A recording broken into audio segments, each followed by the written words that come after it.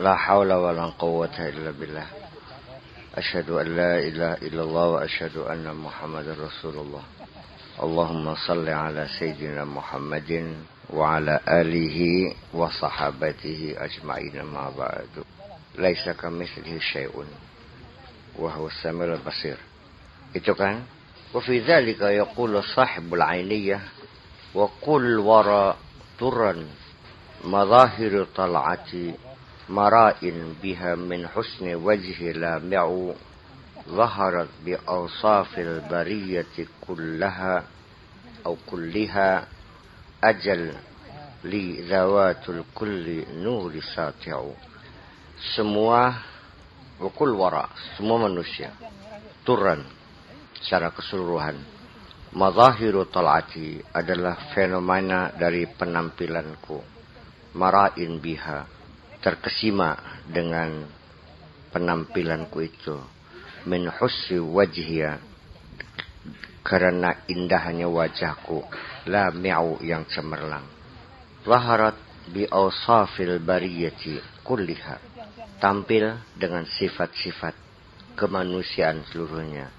Ajalli, ya memang bagiku.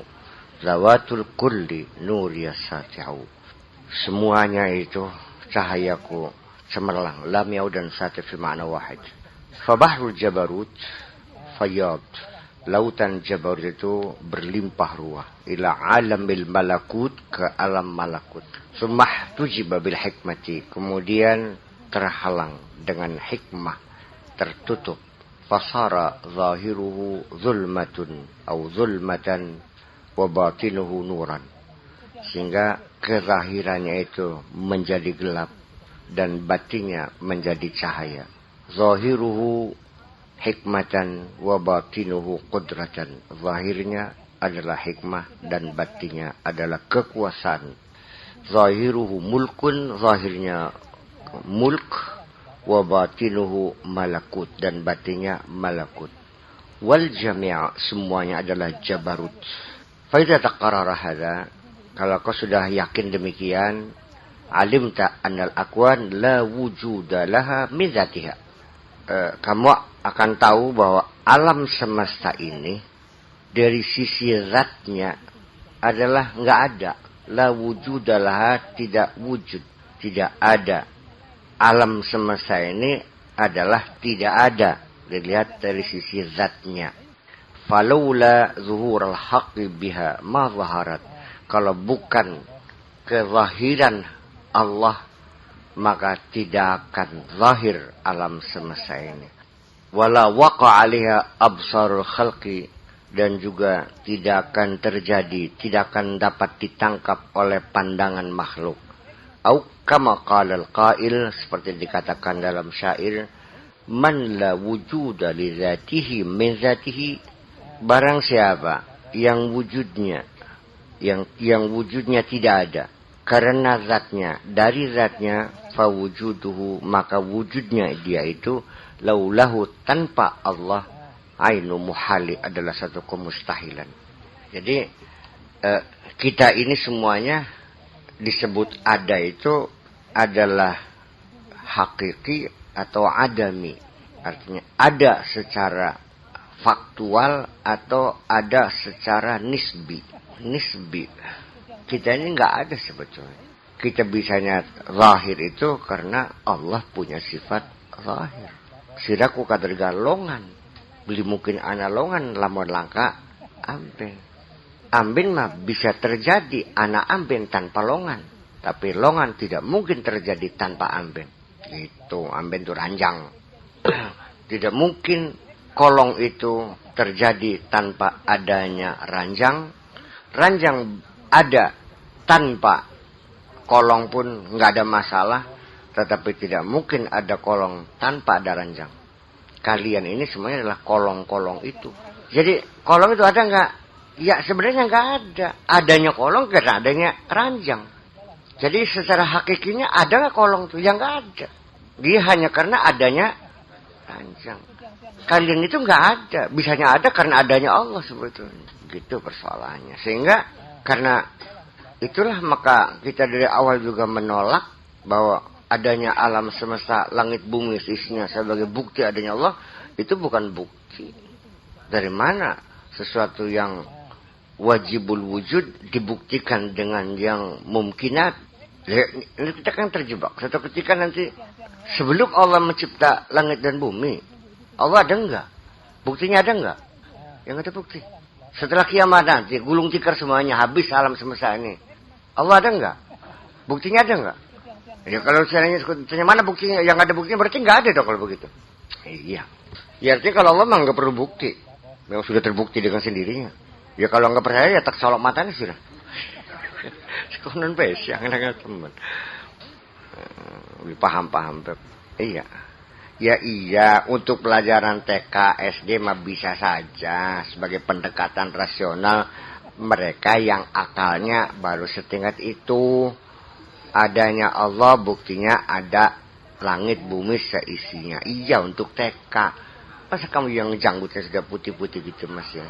Masa sesuatu yang mungkin membuktikan adanya sudah wajib. Malah justru adanya langit dan bumi ini sebagai bukti bahwa adanya Allah itulah sebagai bukti adanya langit dan bumi. Kita membuktikan kolong itu ada karena ranjangnya ada. Gimana lah? Masa kita membuktikan ranjangnya ada karena ada kolongnya? Terus gimana lagi? Yakin kamu ada kolong? Yakin. Apa namanya? Karena ada ranjang. Tapi kamu yakin ada ranjang karena ada kolong? Ya nggak mesti. Nah itu persoalan. Ya kalau ya saya kira ya Allah nggak usah dibuktikan, yang dia jelas sebagai bukti kok. Apapun selain Allah ya tunduk pada hukum kausalita. Kalau Allah mah enggak, yang dia prima kaus saja. Gitu. Wa qala akharu falam yabqa illa al-haqqu lam yabqa kainun fama samma mausulun wa ma samma bainu bidza jaa burhanul ayani fama ara bi'aini syai'an ghairahu iz u'ajinu. Falam yabqa, enggak ada yang tinggal lagi illal haqqu kecuali Allah. Walam yabqa kainun, dan tidak ada lagi tinggal alam ini. Fama sama, dan tidak ada di sana pun mausulun yang bersambung. Wa masama bainu, dan tidak pula yang terpisah. Enggak ada yang nyambung dengan misah. Bila jaa burhanul ayani, atas dasar itulah maka bukti mata, saksi mata datang, terjadi. Fama arabi'aini syai'an, sehingga mataku tidak bisa melihat apapun ghairahu selain Allah. Bahwa mataku sudah tidak lagi melihat apapun, yang kulihat hanya Allah saja. Mataku tidak melihat apa-apa kecuali hanya Allah saja. Iz u'ayinu, ketika aku meneliti, ketika aku mencari-cari, mataku memandang yang enggak ada yang kelihatan, yang kelihatan hanya Allah saja. Ini lalu jangan diartikan wahdatul wujud, tidak juga.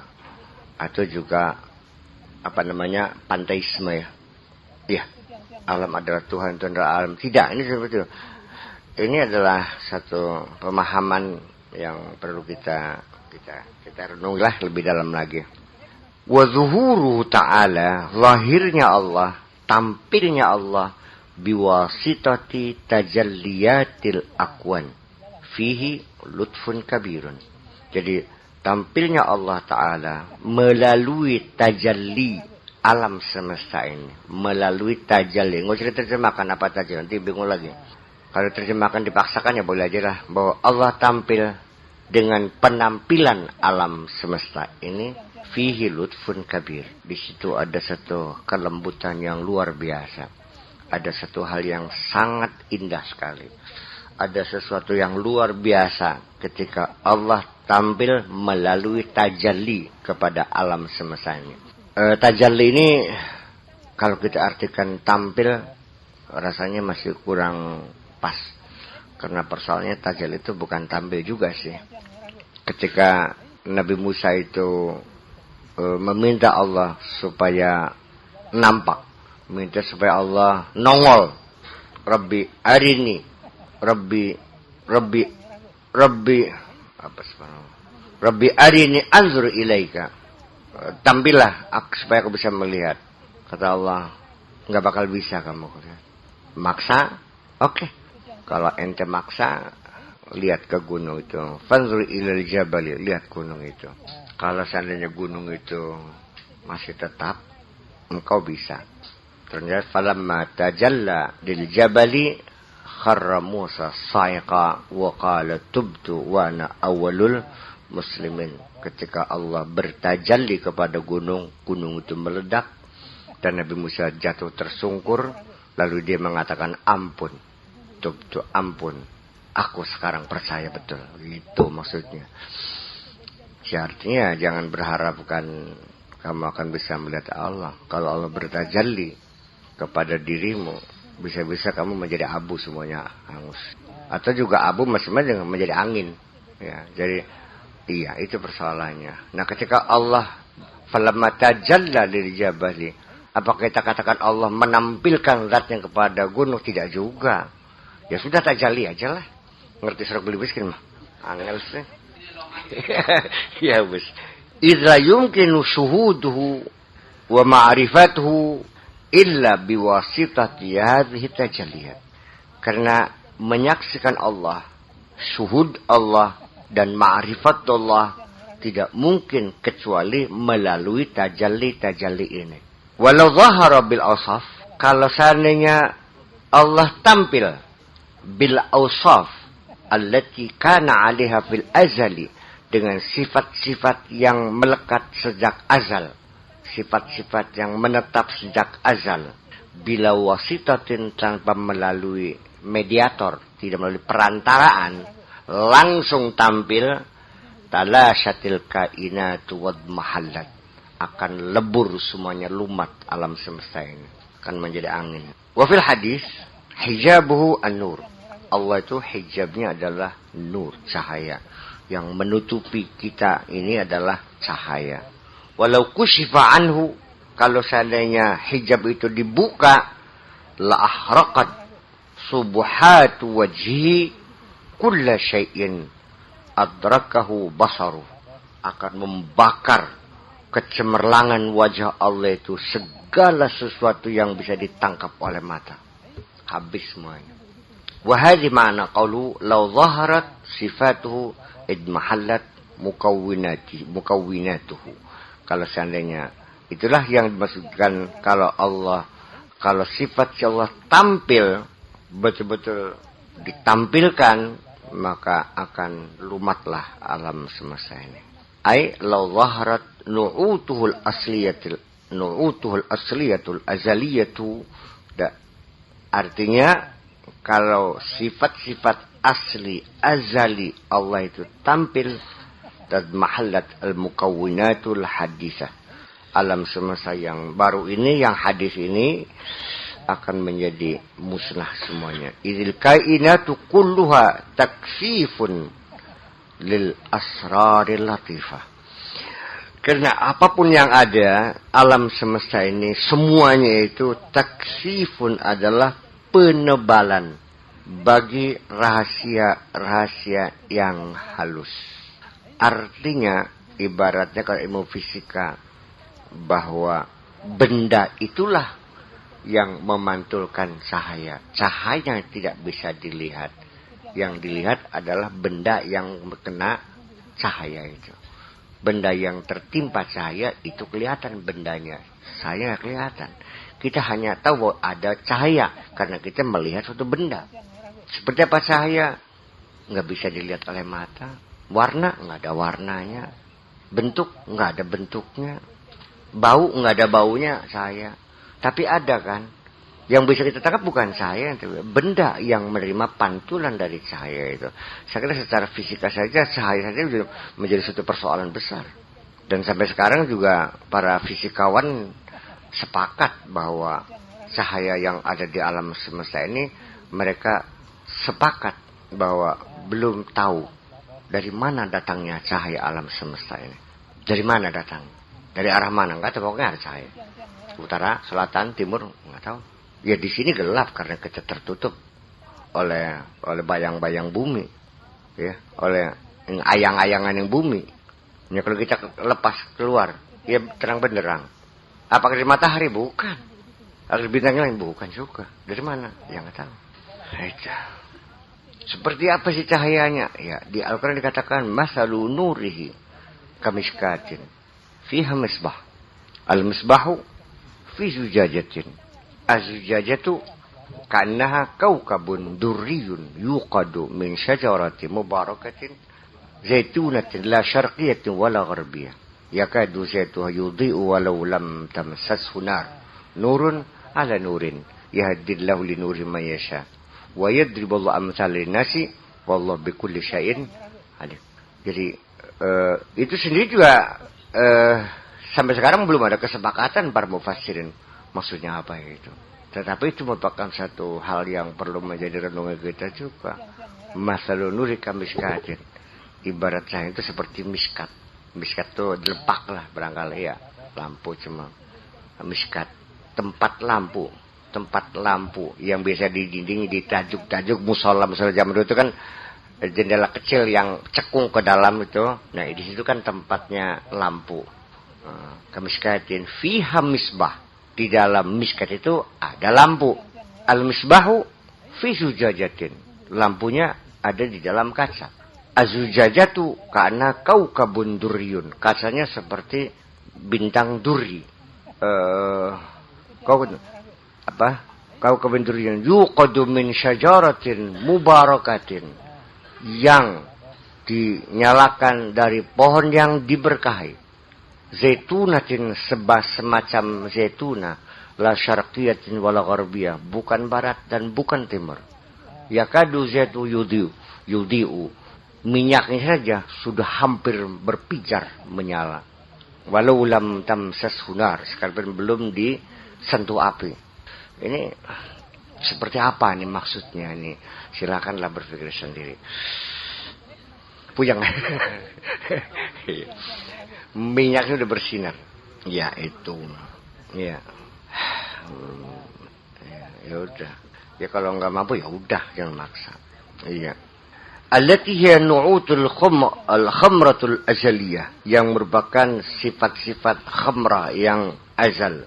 Allati asyara ila Ibnu al-Farid fi khamriyatihi biqaulihi. Khamr itu arak. Arak itu simbol daripada mabuknya cinta, perang bukan arak ini. Safa'un wala ma'un wa lutfun wala hawa wala wa nurun wala narun wa ruhun wala jismu taqaddama kullal kainati hadithuha qadimun wala syaklun hunaka wala rasmu. Safa jernih, wala ma'un tapi kejernihannya tanpa air, wa lutfun dan lembut, wala hawa dan juga tidak ada hawa, wa nurun wala narun ada cahaya dan tidak ada apinya, wa ruhun wala jismu ruhnya ada tapi enggak ada jisimnya. Taqaddama kull kainati lebih mendahului keberadaannya daripada alam semesta yang baru ini. Qadimun mana maha dahulu, wala syaklun dan tidak ada bentuk, hunaka wala rasmu dan juga gambarnya juga enggak ada.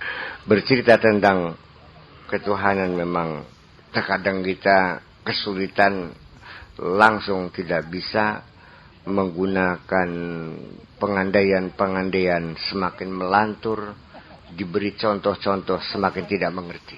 Dan kalaupun orang-orang yang sudah benar-benar mengenal Allah lalu diceritakan kepada kamu, kayak kamu pasti menuduh dia orang murtad. Iya. Bilang tidak tahu dibilang kafir, bilang tahu dibilang murtad. Jadi gimana ya, Mbuh? Tahu nggak? Nggak tahu. Kamu nggak tahu? Nggak tahu. Jadi pada ujungnya ya nggak tahu akhirnya. Enak jadi orang goblok kadang-kadang tuh. Fala zaharat asrarul latifatu latalashatil kainatul kasifah. Kalau asrar latifah, rahasia-rahasia yang lembut itu tampil, maka akan sirna alam yang kasat ini. Idla zuhura lil kasif idza raja'a latifan. Karena enggak ada sesuatu, tidak akan bisa tampil sesuatu yang kasat ini, yang kasap ini, yang padat ini, idza raja'a latifan, kalau dia kembali menjadi yang lembut.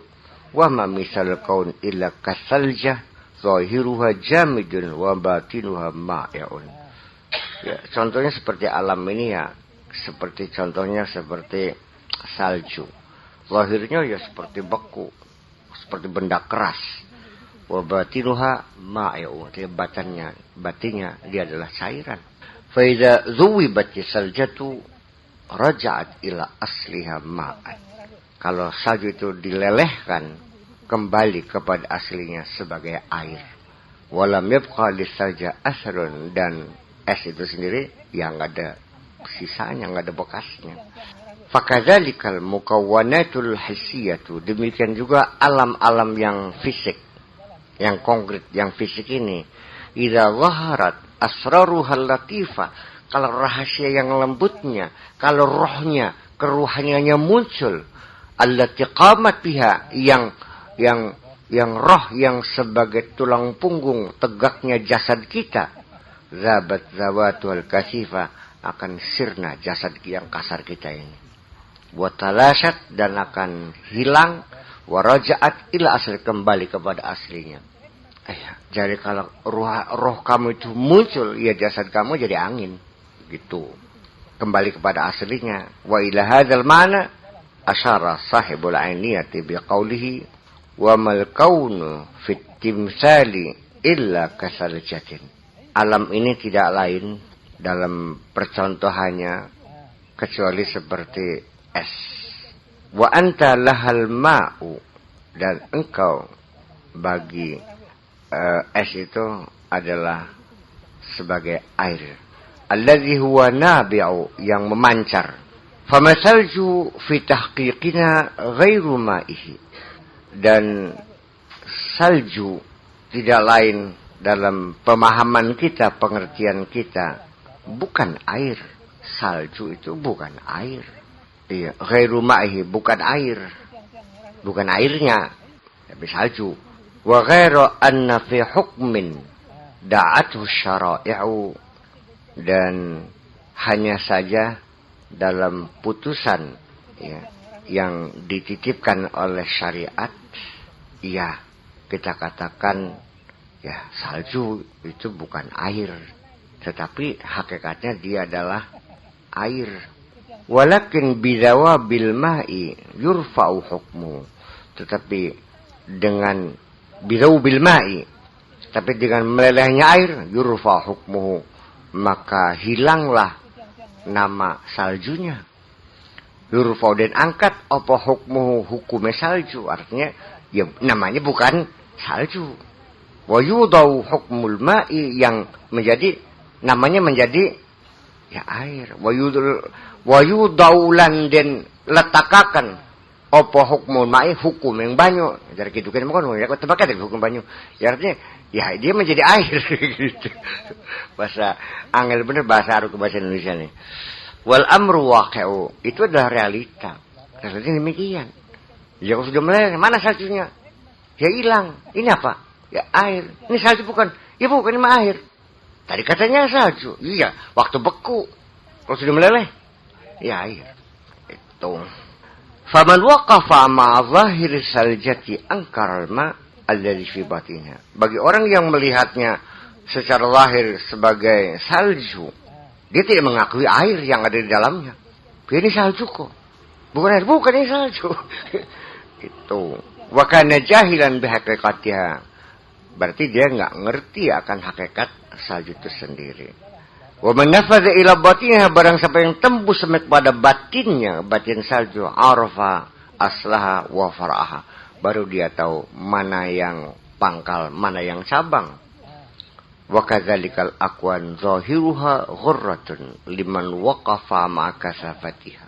Demikian juga alam semesta, dilihat zahirnya, waduh memukau, sangat memukau. Ya, kalau orang itu baru melihat kulitnya saja, melihat jasadnya saja. Wa batinuha, dan batinnya ibratun liman nafadha asliha, ada sebagai ibrah, sebagai pelajaran bagi orang yang telah tembus pandangan kepada asalnya, aslinya. Waqad masalu aidan al-kauna bi surati Jibril, dan juga mereka mengumpamakan alam semesta ini seperti bentuk Jibril. Hina kana yatasawwaru fi surati dahiyatin. Seperti bentuk Jibril. Kina yatasawwaru ketika dia mengambil bentuk dalam surah dahiyah. Dalam bentuk makhluk yang besar. Faman rahu kasifan. Qala dahiyah.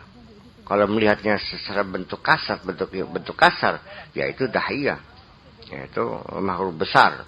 Wangkar an yakuna malakan. Dan tidak percaya bahwa itu adalah malaikat. Wa man arafa aslahu. Tapi kalau yang tahu aslinya. Lam yungkirhu. Walam yaqif ma'afairihi.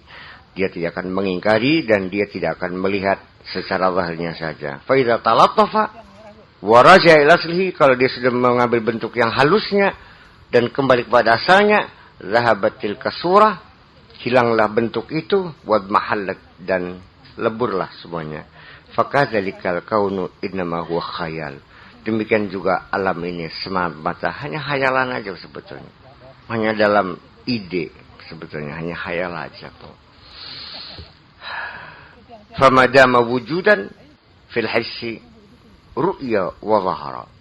Selagi dia wujud secara fisik ya dilihat dan tampil. Fa idza raja'al aslihi bizuhuri asrarihi, kalau dia sudah kembali kepada aslinya. Kalau kamu sudah kembali kepada aslinya, ya hilang. Allati qama biha, yang allati kang qama ngadeg opo abitu his biha kelawan asrar tadi. Idmahalla, akan hilang, akan musnah, walam yabqa lahu asarun, udah enggak ada bekasnya lagi. Waqad asyara ila hadza sahibul ainiyati aidan biqaulihi tajallaitu bitahqiqi fi kulli suratin fa fi kulli syai'in min jamali lawami'u famal kaunu fi timsali illa kadahiyatin tasawwara ruhi fihi syaklun mukhadi'u. Tajallaitu bitahqiq, aku tampil di tahqiq dengan secara tahqiq, secara sungguh-sungguh fi kulli suratin, dalam segala bentuk, fi kulli syai'in, dan dalam segala sesuatu, min jamali, dari keindahanku, lawami'u, yang sangat cemerlang, famal kaunu fi timsali, alam ini dalam percontohan, timsal itu seperti replika, alam dalam bentuk replikanya, contohnya illa kadahiyatin, seperti makhluk besar, tasawwara ruhi fihi syaklun mukhadiu, bisa kelihatan ruh di dalamnya, dibayangkan ruh dalamnya, syaklun mukhadiu, dalam bentuk yang bisa menipu. Yusammuna hadil asrar, mereka menamakan rahasia-rahasia ini allati qama biha al-aqwan ma'ani. Jadi rahasia-rahasia yang menyebabkan alam ini menjadi wujud, menjadi tegak, disebut dengan ma'ani, makna. Wa yusammuna al-aqwan, dan mereka menamakan alam fisik ini awani, adalah sebagai wadah, sebagai bejana. Hamilatun lil ma'ani, yang membawa ma'ani tadi, makna tadi. Alam ini rahasia yang menjadi inti alam ini disebut dengan ma'ani, dan bentuk lahirnya disebut dengan awani, yaitu bejana, tempat yang membawa makna tadi. Fala zaharatil ma'ani lad mahallatil awani, kalau ma'aninya tampil, ya awaninya, bejananya, periuknya, ya akan hilang. Wa man waqafa ma hissil awani, barang siapa yang tertegun hanya bisa mampu melihat bejana, hanya melihat mangkoknya saja, hajaba an asraril ma'ani, akan tertutup dari rahasia-rahasia makna tadi. Ya, bukan hal yang mustahil, orang lebih senang kepada mangkoknya daripada buburnya, daripada sayurnya. Iya, ya itu. Makanya karena itu kita sering terpaku secara lahir. Dan ini memang kita tertipu sehari-hari karena kita sering sekali tergiur, tergoda, ya, mengagumi lahirnya saja. Iya, lahirnya saja. Dan sampai sekarang juga kita memang terikat dengan lahiriah itu kok. Memilih orang juga yang cantik wajahnya kan, bukan yang cantik hatinya kan. Bagus sudah pada gana kali. Yang penting ayo wes ruwet beli ya memang memukau gitu. Ya sekarang itu. Wa fi dzalika yaqulu Syastri radhiyallahu anhu la tanzur ilal awani. Jangan melihat mangkok. Jangan melihat wadahnya.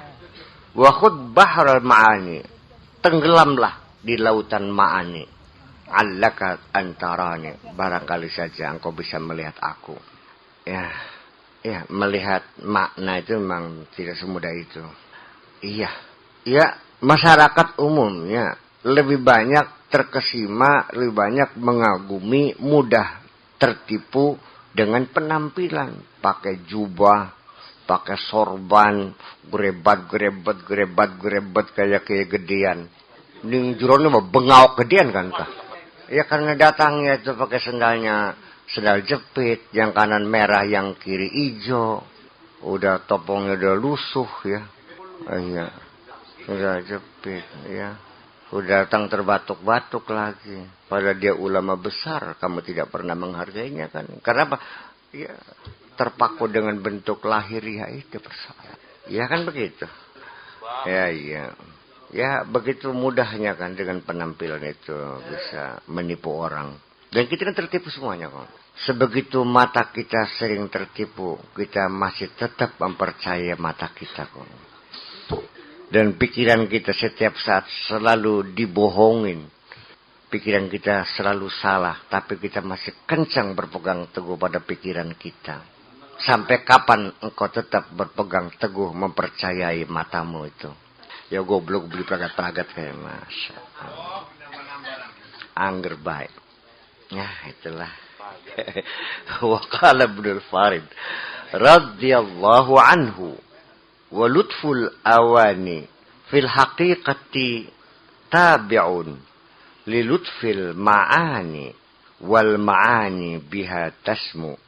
Lembutnya awani, lembutnya bejana, fil haqiqati tabi'un, pada hakikatnya adalah dia ikut sebagai ngikut aja lilut fil ma'ani karena lembutnya makna, wal ma'ani dan makna-makna biha dengan awani tadi tasmu dia menjadi tinggi, menjadi mulia.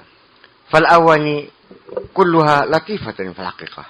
Jadi bejana ini, bentuk jasad ini sebetulnya latifah juga, lembut juga, halus juga hakikatnya. Ikut kepada lembutnya makna tadi. Li'annaha ma'aha. Ya. Li'annaha minha. Karena ya merupakan bagian daripada ma'ani tadi. Wa innama takasafat fi haqqi ahli hijab. Tetapi menjadi kasat, menjadi fisik, menjadi berbentuk. Ya, fi haqqi ahli hijab. Menurut pandangan para ahli hijab, orang yang mata yang tertutup ini, alladzina waqafu ma'a zawahiril asya, yang lebih memusatkan perhatiannya, yang lebih mengagumi kepada zahir bentuk zahir segala sesuatu. Wastaghalu bi khidmatil hissi, dan mereka sibuk mengabdi ya untuk yang fisik ini. Qalban wa qaliban, secara hati dan secara badani. Ya, kita ini, pikiran kita, hati kita, tangan kita, mengejar-ngejar benda semua kok. Mengejar materi semuanya, yang kelihatan mata. Tapi tidak pernah mencari yang enggak kelihatan mata. Yang cari yang kelihatan mata, yang gemerlap, yang kemilau, ya, yang mencorong. Fa'azuma alaihimul hissu, sehingga fisik menjadi sesuatu yang besar. Bahkan menjadi segala-galanya. Wa qawiyat dairatu hissihim, dan akhirnya semakin kuat wilayah fisik mereka. Wa ghalazal hijabu fi haqqihim, dan akhirnya semakin tebal saja hijab tadi. Fa ibadatuhum hissiyah, sampai ibadahnya punya ibadah fisik. Iya, ya ibadah fisik itu pledang-pleding, sungsab-sungsab, ya itulah. Iya, jam 10 pagi di tengah-tengah orang sedang sibuk kerja, Di tengah kantor sedang kerja, anak sekolah pasang Al-Quran speaker, mengganggu semuanya itu. Dikasih tahu nggak terima, dia nggak punya anti-Islam, ya repot begini. Dan ini terjadi di berbagai masjid begitu tuh, mengganggu masyarakat sekitarnya. Ya aneh kan? Mereka sedang kerja, di bulan konsentrasi. Nah ini kasus macam ini kan terjadi di Libanon. Ini ke Libanon sih memang pantas ya, karena masjid di tengah-tengah komunitas Kristiani. Ada masjid, tetangganya itu orang Kristiani semua. Jadi mereka merasa terganggu. Sedang anak-anaknya tidur, Allahu Akbar, subuh lagi. Ya kan begitu. Nanti menjelang maghrib kaset lagu apa namanya? Pengajian Al-Quran, qiraat. Sehingga akhirnya masyarakat Kristiani protes kepada wali kota. Ini mohon dikasih aturan yang benar. Iya kan, kami lagi anak-anak tidur dibangunkan, mengganggu kami. Akhirnya rupanya pengaduan Kristen itu menjadi pembicaraan di parlemen. Akhirnya ada orang Kuwait, orang kaya miliarder, dia usul tolong dihitung berapa rumah orang Kristiani di sekitar masjid itu yang merasa terganggu, berapa rumah. Saya beli semua. Tak beli berapa? 1.000 rumah, saya beli semua, saya borong. Gitu. Lamontar Yono bukan kan? Gitu. Ya tapi walau bagaimanapun juga ya kita secara ya memang itu mengganggu. Ya karena kita sibuk dengan ibadah fisik sih. Ibadah fisik itu menjadi kebanggaan. Jadi kita sini juga lebih banyak menghargai orang yang rajin bawa tasbih, yang setiap hari pulang pergi ke masjid, yang marhabanan, yang tahlilan, yang macam-macam lah, yang qiraat. Ya begitulah kira-kira. Tidak menghargai orang yang melakukan renungan-renungan suci, orang-orang yang bertafakkur, orang-orang ibadah di dalam ruangan dengan laboratorium mencari solusi bagaimana menanggulangi kekurangan pangan. Ya.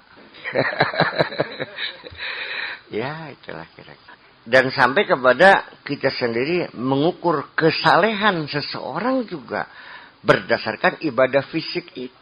Ibadatul jawarih. Yang kelihatan malang melintangnya, yang kelihatan ya hiruk pikuknya, yang kelihatan rame-ramenya, itu yang hebat. Orang yang berzikir di dalam dirinya sampai malaikat pun tidak mendengar. Iya kan? Karena sudah berada dalam Mesir, malaikat nggak tahu, apalagi setan. Yang tahu hanya Allah yang tahu kan gitu. Itu kira-kira. Ya memang kita terpaku secara fisik ya itulah. Wa fikratuhum haysiyah.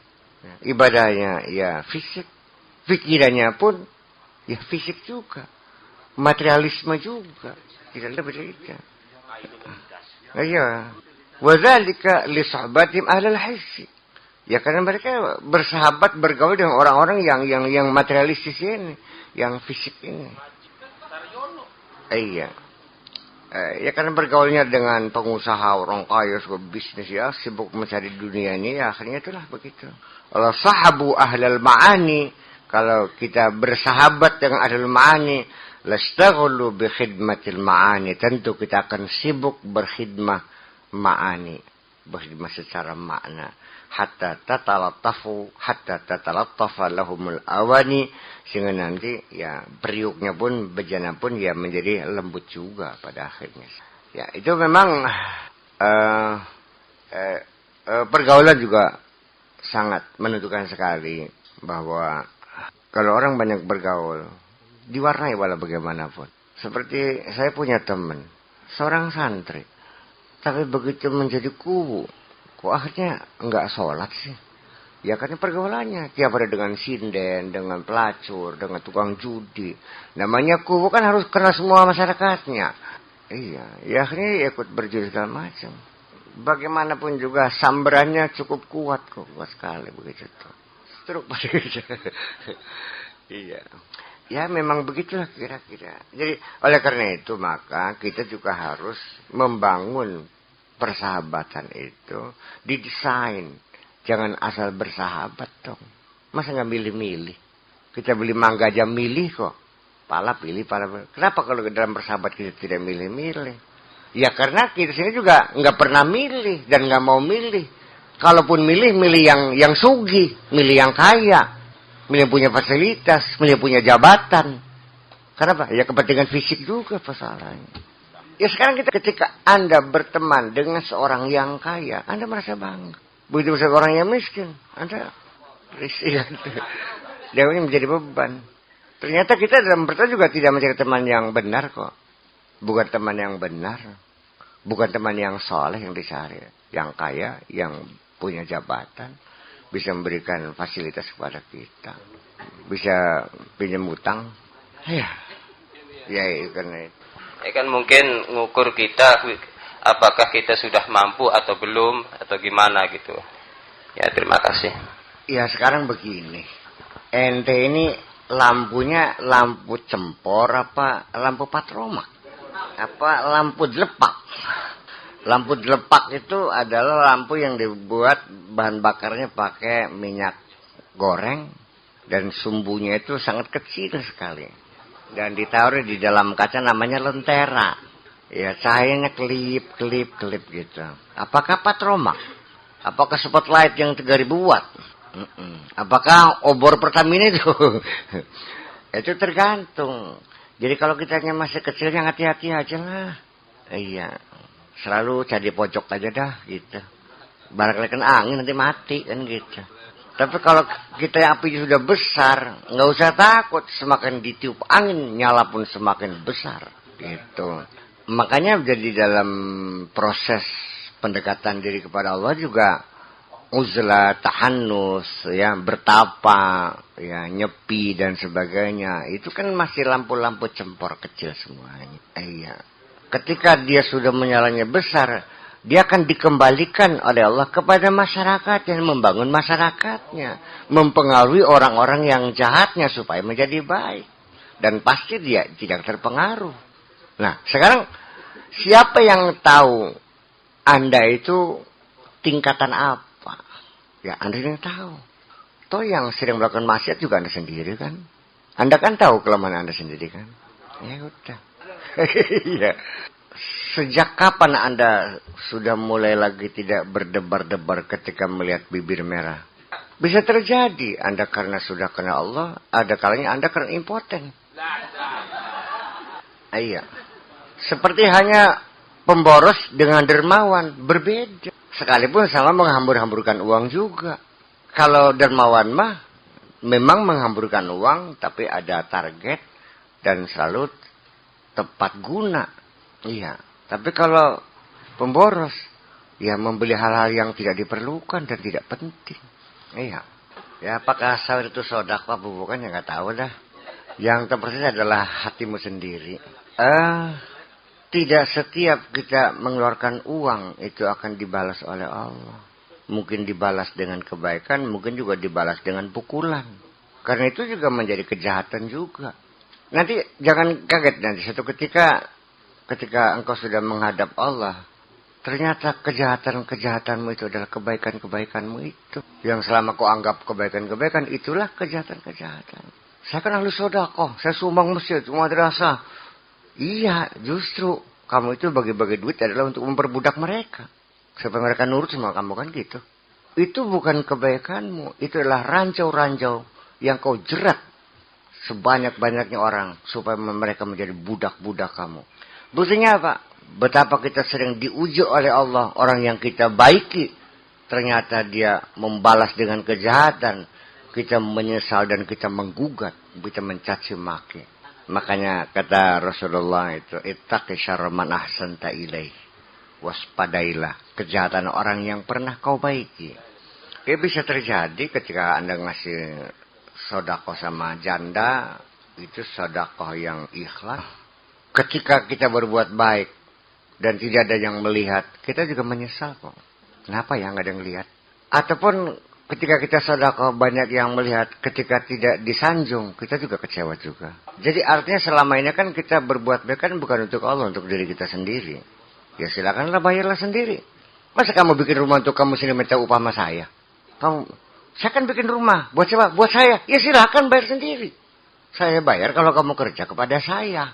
Lah saya bikin pondok, ada tukang-tukang pada kerja bikin pondok. Ya wajar mereka minta upah. Ya kalau kamu bikin rumah sendiri masih minta upah saya. Atas dasar alasan apa kamu menagih upah sama Allah? Selama yang kau lakukan adalah untuk dirimu sendiri. Mana cirinya bahwa yang kau lakukan untuk Allah? Ketika orang yang kau baiki berbuat jahat kepada kamu, kamu tidak pernah menyesali kebaikanmu itu. Dan ketika engkau berbuat baik, engkau tidak akan menyesal sekalipun tidak ada yang menyanjung. Ya kan begitu. Yang benar. Ya. Gitu. Qala Syekh Syuyukhina Sayyidi Ali Al-Jamal radhiyallahu anhu. Sa'altu Syekh يعني شيخ العربي بن عبد الله فقلت يا سيدي كنت أظن أنه لا يشفي غليل الإنسان إلا الحس.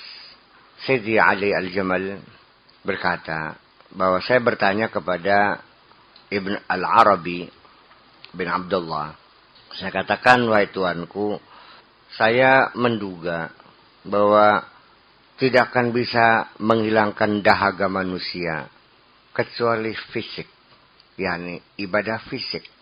Wala dhanantu qattu, dan sama sekali aku tidak menduga anna fi'al ma'ani yusfil ghalila abadan, dan bahwa perbuatan ma'ani akan menghilangkan dahaga selamanya. Wal'an wajadtu nafsi bil'aks.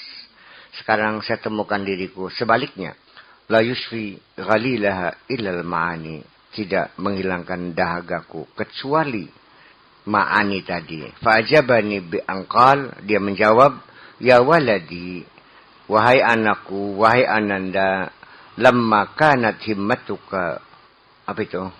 Musyawaratun lil hissiyat atau masyuratun lil hissiyat. Ketika tujuanmu, targetmu adalah untuk menampilkan yang fisik-fisik,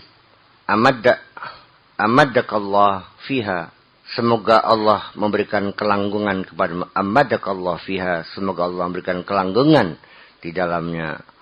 Fasirta la taqnau illa bil hissiyat, sehingga akhirnya engkau tidak merasa puas kecuali dengan yang fisik-fisik. Wal'an in akasal amru, sekarang persoalannya terbalik.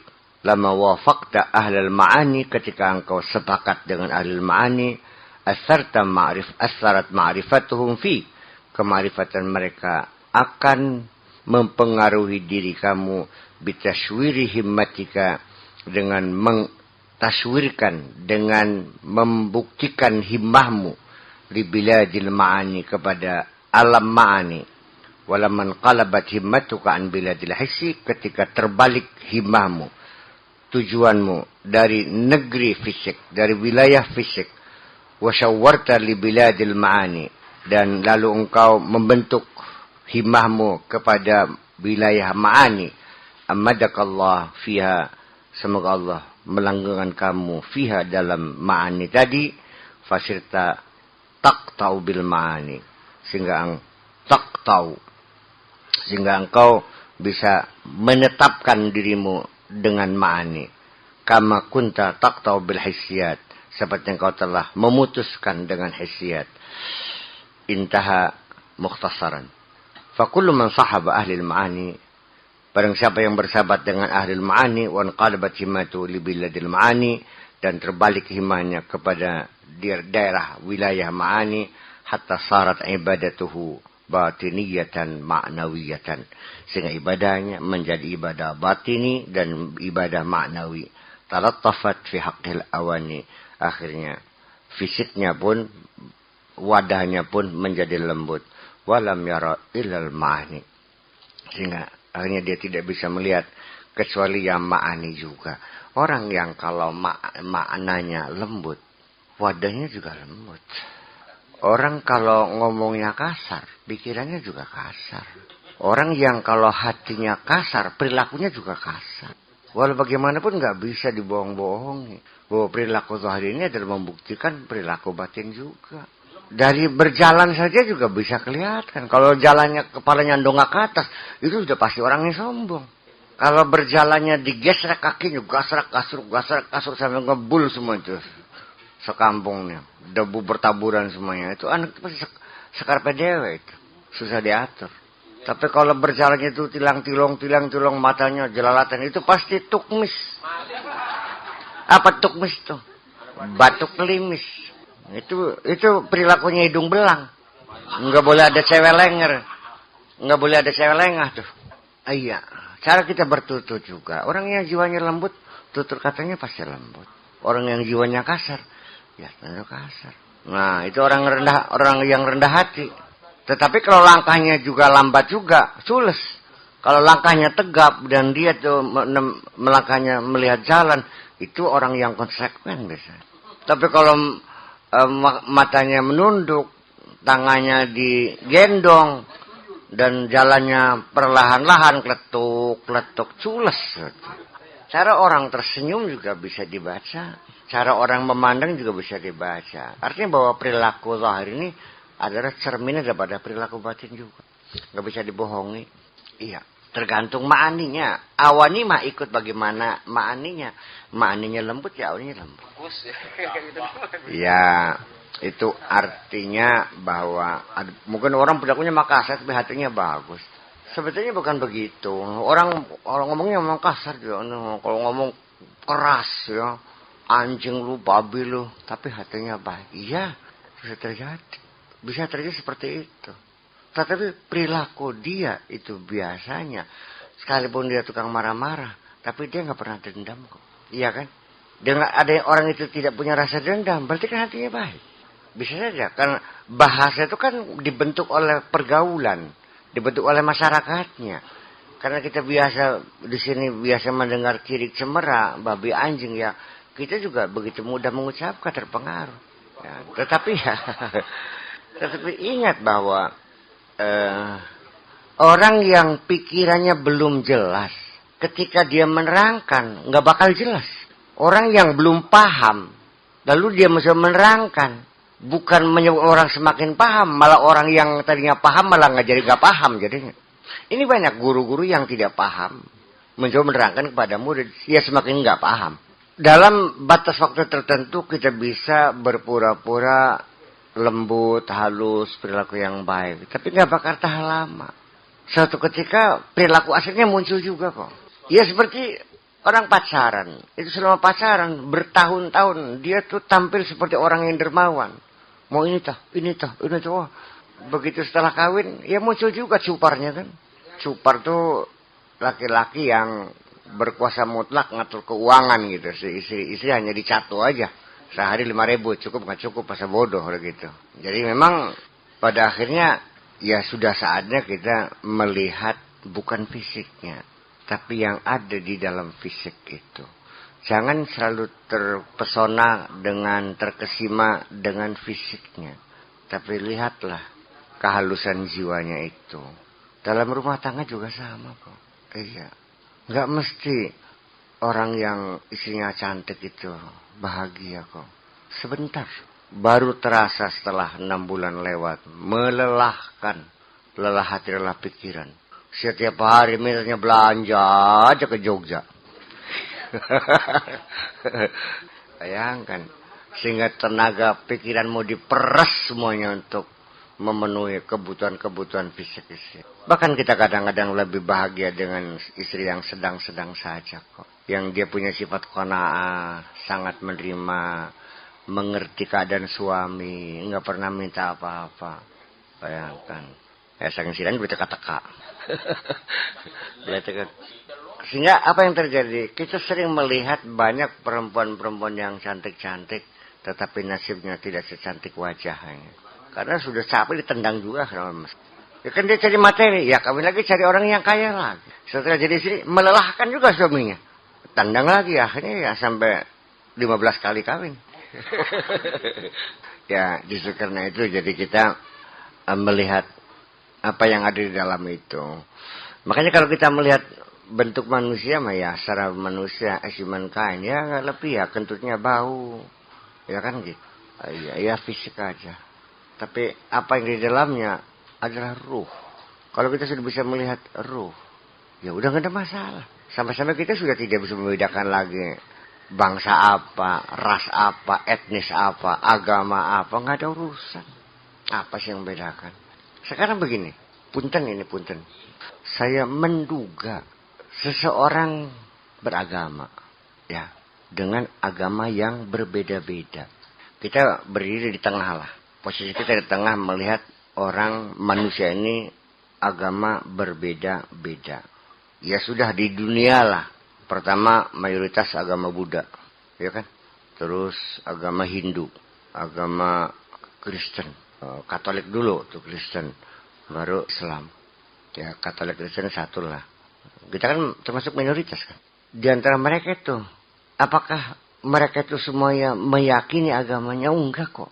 Termasuk umat Islam yang ada di Indonesia. Apa Anda yakin bahwa orang yang mengaku Islam ini yakin betul dengan Islam? Yang KTP-nya Islam, berapa persen yang bisa baca Quran? Orang yang baca Quran, berapa persen yang mengerti maknanya? Orang Islam yang bisa baca Quran dan mengerti maknanya, berapa persen di antara mereka yang mengamalkannya? Habis kan? Iya.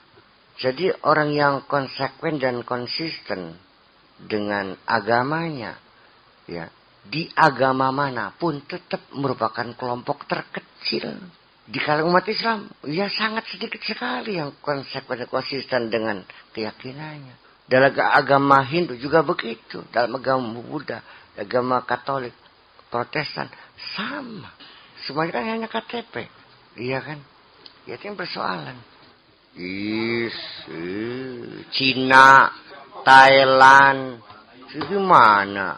Kamboja, Vietnam, Jepang. Iya, sampai Tibet sana. Gimana lagi? Ya Kristiani, Katolik Palestina. Umat Islam mana? Ya, umat Islam kan hanya negara Arab. 21 negara. Ya penduduknya juga dikit-dikit semua kok. 21 negara Arab dikumpulin dengan Indonesia, masih banyak Indonesia kok. Perangkat. Iya. Kalian merasa Islam itu paling besar. Ya karena di Indonesia. Kalau secara makro dunia ya minoritas. Ya persoalannya kan begitu. Kita ini kan kelompok minoritas juga. Ya ternyata kan tidak punya kekuatan apa-apa sih. Harta nggak punya. Teknologi nggak punya. Senjata nggak punya. Moralitas juga. Iya. Lalu apa yang kau banggakan? Saya tidak merasa bangga umat Islam sekarang yang saling mengkafirkan, saling menyesatkan antara satu dengan yang lain. Iya. Yang lucu kan begini. Orang Mu'tazilah itu adalah orang yang menolak adanya qada dan qadar. Allah tidak ikut campur dalam hidupmu. Allah kasih roh, kasih nyawa, kasih potensi, kekuatan, bisa berbuat, memilih, berkehendak, silahkan. Bebas. Allah tidak ikut campur. Hanya tinggal nonton aja. Kalau yang berbuat baik, kasih pahala. Buat jahat, ya dikasih neraka gitu aja. Nggak ada yang mengkafirkan sampai sekarang. Gimana? Bagaimana? Mana Qurannya? Sok, mana buktiin? Supaya tahu. Mana Qurannya? Hah? Mana ambillah solihan. Maksudnya apa? Terus? Iya itu kalau kamu berbuat baik dikasih surga. Kalau kamu berbuat jahat dikasih neraka. Iya begitu kata. Itu Mu'tazilah. Iya Mu'tazilah. Jadi artinya Allah tidak boleh menentukan. Tidak boleh membatasi kebebasan manusia dong.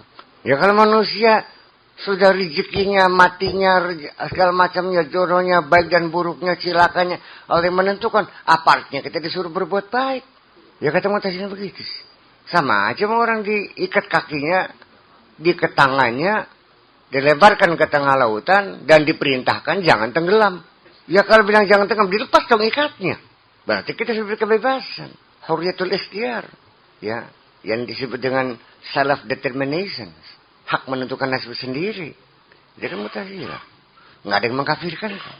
Abu Bakar nyerobot kekuasaan, sehingga khalifahnya tidak sah. Nggak ada yang mengkafirkan kok. Malaikat Jibril keliru nyampaikan wahyu. Sebetulnya kepada Ali, bukan kepada Muhammad. Nggak dikafirkan kok. Kenapa sekarang saling mengkafirkan? Masa karena gara-gara tahlil saja dibid'ahkan, didolalahkan, lalu kamu masuk neraka? Iya kan? Masa ada orang mengaku menerima wahyu aja disesatkan? Masa orang mengatakan ilham disesatkan? Wahyu ilham kan sama sejenis. Ya kan masalah ilham mah fa'alhamaha fujuraha wa taqwaha kok. Orang jahat juga dapat ilham kok. Iya kan? Nah, itu persoalannya. Punten, saya bukan Ahmadiyah. Jangan salah paham. Dan saya tidak seperti Gus Dur, tidak. Saya tidak membela kok, enggak. Ini sih lagi menceritakan kesedihan saya. Umat Islam ini sekarang ancur-ancuran karena satu dan yang lain saling mengkafirkan. Jadi yang kafir siapa? Kalau begitu kafir semua dong kalau begitu. Satu ormas Islam menuduh ormas yang lain bid'ah. Ormas ini membid'ahkan yang lain. Semuanya begitu. Ada berapa banyak kita nih? Ormas-ormas Islam ini. Al-Wasliyah, PUI, Persis, LDII, NU, Muhammadiyah, Al-Irsyad, Syahadaten. FPI bukan organisasi itu mah. Front itu. PUI. Dan lain-lainnya. Itu satu dengan yang lain saling menyesatkan kok. Saya sudah lama belajar untuk tidak menyesatkan siapapun. Sampai kepada agama lain pun saya tidak mencaci maki, tidak menjelek-jelekan. Titik. Iya. Wa qul ya ahlal kitab ta'alu ila kalimatin sawa. Hai agama-agama lain yang ada di negeri ini, mari kita bangun negeri ini bersama-sama. Saya nggak ada waktu untuk bertengkar persoalan semacam itu. Persoalan kelaparan, persoalan korupsi, ya, kemiskinan, kebodohan, itu musuh kita bersama. Mari kita selesaikan. Itu aja kok. Daripada kita jelek-jelekin orang, ya kita jelek-jelekin diri sendiri aja. Kita juga banyak salahnya kok. Ayat itu berawal kan begini. Anggapannya orang Yahudi bahwa Muhammad ini jangan-jangan ingin menjadi Tuhan. Seperti orang Nasrani menyatakan Isa adalah Tuhan.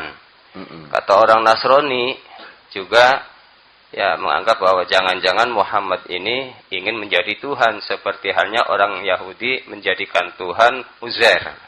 Kemudian baru kata Kanjeng Nabi, ta'alau ila kalimatin sawa'im bainana wa bainakum. Sudahlah, ayo kita Allah ta'budu illa iya. Jadi kita hanya nyembah saja kepada Allah.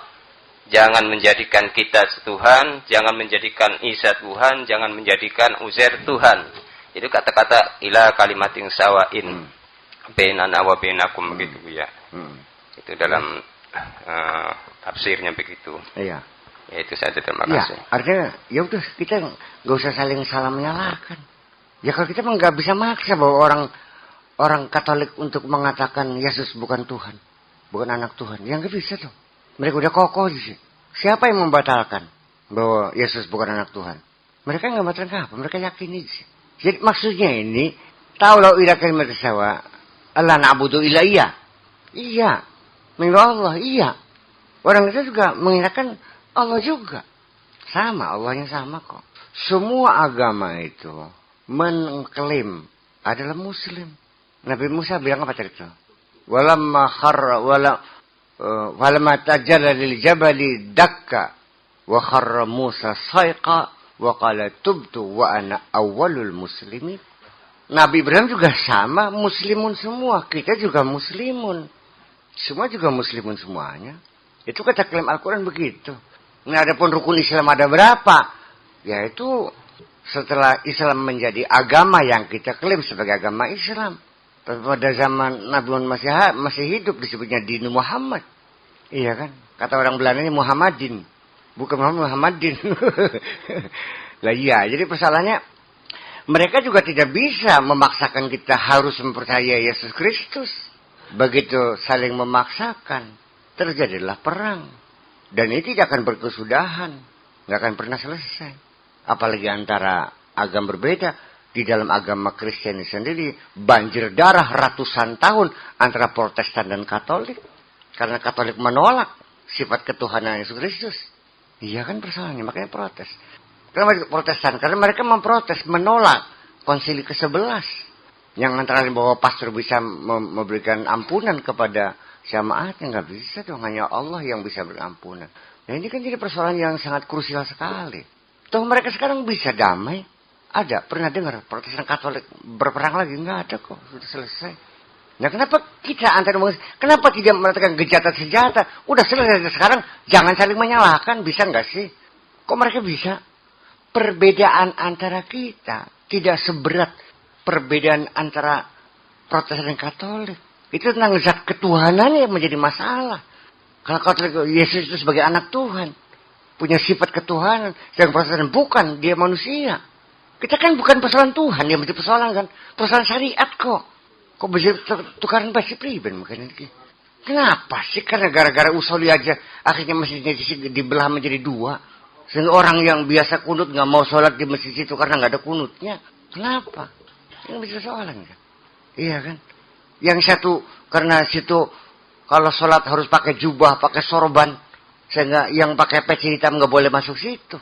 Bukan, masjidnya dibeda-bedakan. Tuhannya sama nggak sih? Kok jadi persoalan? Nah ini kan pada persoalan yang semacam ini. Kok mereka yang sangat substantif sekali perbedaannya. Mereka bisa kita senjata, sekarang nggak ada persoalan. Kenapa kita nggak bisa? Saya kira menghadapi kondisi macam ini, kita harus punya gagasan bagaimana membangun mengadakan rekonsiliasi antara umat beragama di sini. Bagaimana caranya? Kamu bisa nggak sih nggak jahil ngeledekin LDII? Nah, bisa nggak sih kamu diam mulutnya nggak usah jelek-jelekin Persis? Bisa nggak kamu tutup mulut? Jangan mendiskriminasikan syahadaten. Kok jahil banget sih? Bukan. Inti ajaran agama itu kan kalimat tauhid. Membangun persatuan. Jadi kalau kamu bertengkar, berarti kamu sudah keluar jalur berarti kan. Bukan, apakah dengan pertengkaran umat Islam itu akan menghantarkan kamu masuk surga? Atau ke neraka? Wa'tasimu bihablillahi jami'an wa la tafarraqu. Mari kita bersatu, jangan berpecah belah. Nurut enggak nih? Enggak mau katanya, gue pengen tengkar. Repot begini. Agamanya sama. Tuhannya sama, nabinya sama, kitab sucinya sama, kiblatnya sama. Kenapa masjidnya gak bisa bersama-sama, bikin masjidnya berbeda-beda macam-macam? Oke, kalau memang itu adalah satu realita, kita juga membentuk persatuan itu tidak harus sama. Minimal paling tidak standarnya itu kita menerima bahwa pluralitas itu adalah suatu realita yang tidak bisa dihindari. Selesaikan. Oke deh kalau begitu silakan Anda bikin masjid sendiri yang ada kunutnya. Anda yang pakai kunutan masjidnya sana kita misah. Oke deh. Anda yang salaman sama cewek nggak batal masjidnya sana. Kalau Anda yang batal masjidnya sana. Oke. Ketika masjid dipisahkan ya sudah jangan bertengkar. Silakan masing-masing. Fastabiqul khairat. Kompetisi, persaingan yang sehat. Jadi fastabiqul khairat itu artinya ketika kita ada pesaing, bukan menghancurkan pesaing, tapi kita meningkatkan kualitas kita, memperbaiki diri, fastabiqul khairat. Kenapa ketika orang Kristen bagi-bagi Indomie kamu marah? Kenapa kamu tidak bagi-bagi beras? Kalau mereka kasih sekolah gratis, kenapa kamu tidak kasih sekolah gratis? Kalau mereka kasih pengobatan gratis, kenapa kamu tidak pengobatan gratis? Jangan ada orang kelaparan dikasih Indomie oleh orang Kristen, kamunya marah. Kamunya ngasih enggak? Ya kalau kamunya enggak ngasih, ada orang ngasih kamu marah. Berarti kan kamu beranggapan lebih baik mati kan? Yang kelaparan itu. Yang ngasih, orang yang ngasih jangan, kamu juga enggak. Jadi biar mati aja kan? Mereka yang marah-marah menuntut Rebeka diadili. Dokter yang penginjil di Hargolis itu ditangkap, diadili. Mereka siap tempur karena di Hargolis, di desa Bantarwaru, 36 orang masuk Kristen. Karena oleh Rebeka ini dibina, dikasih Indomie, dikasih beras, dikasih pengobatan gratis. Mereka masuk Kristen. Mereka itu seperti pahlawan kan? Seperti pahlawan kan? Tapi ketika anak-anak mereka yang kembali ke Islam, dititipkan ke pondok Sadang Pinggan. Nggak ada yang nanya kok biayanya berapa. Yang menitipkan ke sini kan Departemen Agama. Al-Maghfur lah. Almarhum Ahmad Syakuri. Dengan jaminan per orang 300.000. Sebanyak 6 orang. Ngasih pertama 1.200.000. Sampai sekarang mereka sudah selesai semua. Nggak ada, hanya itu aja kok. Dari mana? Ya artinya kan, biarkan mereka bodoh, tidak belajar lagi. Kok kejam banget sih. Ya ini yang saya tidak suka seperti itu. Artinya kamunya baru bisa ngomongnya aja. Iya kan? Tapi uang mah gak mau keluar kan? Saya ingin bukti mana hartamu. Bukan omongan, bukan mulut. mulut lidah itu tidak bertulang. Ya justru karena itu. Tapi ya alhamdulillah sampai selamat lah gitu. Ya, kenapa saya katakan pondok Sadang Bingan? Ya karena itu biaya pondok kok. Iya, saking pinter-pinternya aja pengurus ngatur bagaimana supaya 6 orang itu tertanggulangi. Iya, dagang cipeng, dagang lotek, dagang ya. Nah itu persoalannya. Ya iya. Jadi saya akhirnya nggak percaya hanya dengan ngomong-ngomong aja. Iya kan? Kita ini sebetulnya sebatas berkomentar, tapi tidak pernah menyelesaikan. Nggak usah jauh-jauh, ini gendeng ini bocor. Iya kan? Tarjono datang, ini nih gara-gara asalnya terlalu melanda ini nih. Iya, datanglah bisa salim. Ini nih karena asbesnya numpangnya nih sangat sedikit kurang nih, paling udah senti. Ya udah, datang lagi. Ini mesti diganjel ininya. Ya udah. Setiap hari berkomentar, nggak ada satu orang pun yang perbaiki. Ya seperti itulah kira-kira persoalannya kan. Ini anak yatim mungkin makan. Iya, terus? Lah iya kan. Buru-buru memperhatikan apa yang Anda perlukan, apa yang perlu saya bantu. Anaknya dikasih makan, dikasih belajar gratis, kasih baju, berpisahan, nggak datang ke orang tuanya. Ya no. Yang datang hanya beberapa orang juga yang karena kenal pribadi. Yang digratisin pertanyaan buru-buru terima kasih. Perpisahan anaknya untuk melepas anak. Enggak datang kok. Enggak datang tuh. Pak Kiai kesun. Ya terima kasih anak saya di sini makan gratis, pakaian gratis, buku gratis, sekolah gratis. Sampai sekolah terima kasih banyak. Saya tidak bisa balas apa-apa, saya orang miskin. Paling mendoakan saja mudah-mudahan pondok ini menjadi besar. Hebat kan. Apa saya harus mungkas? Saya harus putus asa? Enggak kok. Saya tetap akan berjalan. Dan enggak ada urusan dengan mereka yang tidak berterima kasih. Karena kita tidak mengharapkan terima kasih mereka kok. Biar Allah saja yang berterima kasih kepada kita. Itu aja. Besok kita cari anak-anak yang fakir miskin, kita biayain bersama. Dan tamat lagi, enggak usah terima kasih kepada kami. Ya, terima kasihlah kepada Allah. Itu kok persoalannya. Jadi enggak ada mungkes, enggak ada. Jadi saya kira daripada kita nyalahin orang lain, mari kita berpacu, mari kita berlomba berbuat baik sebanyak-banyaknya. Fastabiqul khairat, itu aja kok. Jadi bakal beli madani wogo, duduk pahlawan bibasanya. Kalau tidak menjelek-jelek ulang itu dikasih bukan pahlawan, bukan fanatisan. Itu. Ini satu pandangan saya. Jadi ya kita berbicara meluas pada akhirnya ya itulah. Jadi memang persepsi ketuhanan di antara umat Islam itu juga ya sesungguhnya ya berbeda sebetulnya. Iya. Nabi yang ada pada pikiran kita berbeda. Orang mengatakan sesuai dengan petunjuk Rasulullah, mata dibayar mata, hidung dibayar hidung, kan begitu. Dendamnya bukan main, ini adalah seperti ini. Ya kan begitu. Ada lagi. Kenapa suruh dendam? Nabi dilemparin mukanya berdarah nggak marah. Berarti lain dong. Nabi Muhammad kan satu. Dalam pikiran kita kan berbeda. Sampai orang yang kawin lagi. Bilangnya apa? Sunnah Rasul kekoplok. Bukan? Sejak kapan Rasulullah nyuruh kamu berpoligami? Makanya kata bahasa Indonesia kan ajang gawa-gawa daging waras. Artinya jangan menyeret-nyeret orang yang tidak bersalah dong. Ya iya. Ketika makan dengan para pejabat, dengan para diplomat. Sendok garpu buang pakai tangan, sunnah Rasul.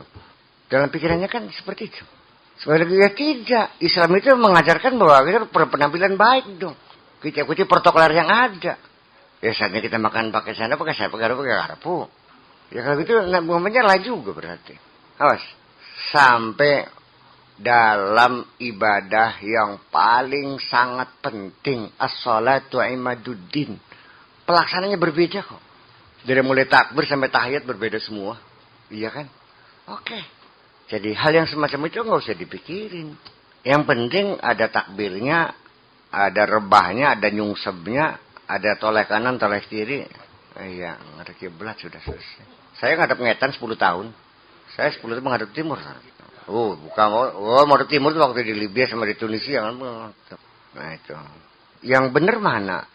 Jangan nanya yang benar mana. Kalau kamu yakinnya takbirnya tangan di atas kepala, ya silahkan. Yang yakinya di atas pundak silahkan. Yakinya sedekap.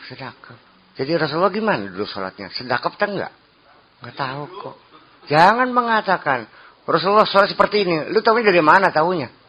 Ngimpi pakai dalil. Ya itu ngimpi. Jangan mimpi jangan dijadikan dalil.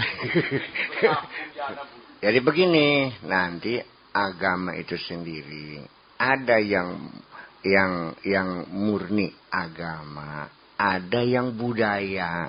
Kalau budaya mah nggak usah dipersoalkan. Sepengetahuan saya bahwa yang pertama-tama kali menganjurkan orang sholat sedekap Sayyidina Umar. Kenapa? Karena ketika dia menerima delegasi dari Persia, mereka menghadap khalifah itu sangat sopan sekali. Ya, artinya tangannya sedekap begini. Pikir-pikir kok orang hormat banget cara menghadap khalifah ini. Kenapa kita menghadap Allah tidak seperti mereka? Akhirnya dianjurkan supaya, iya kan? Waktu tahiyat ada yang menunjuk ya, lempeng aja, ada yang goyang-goyang.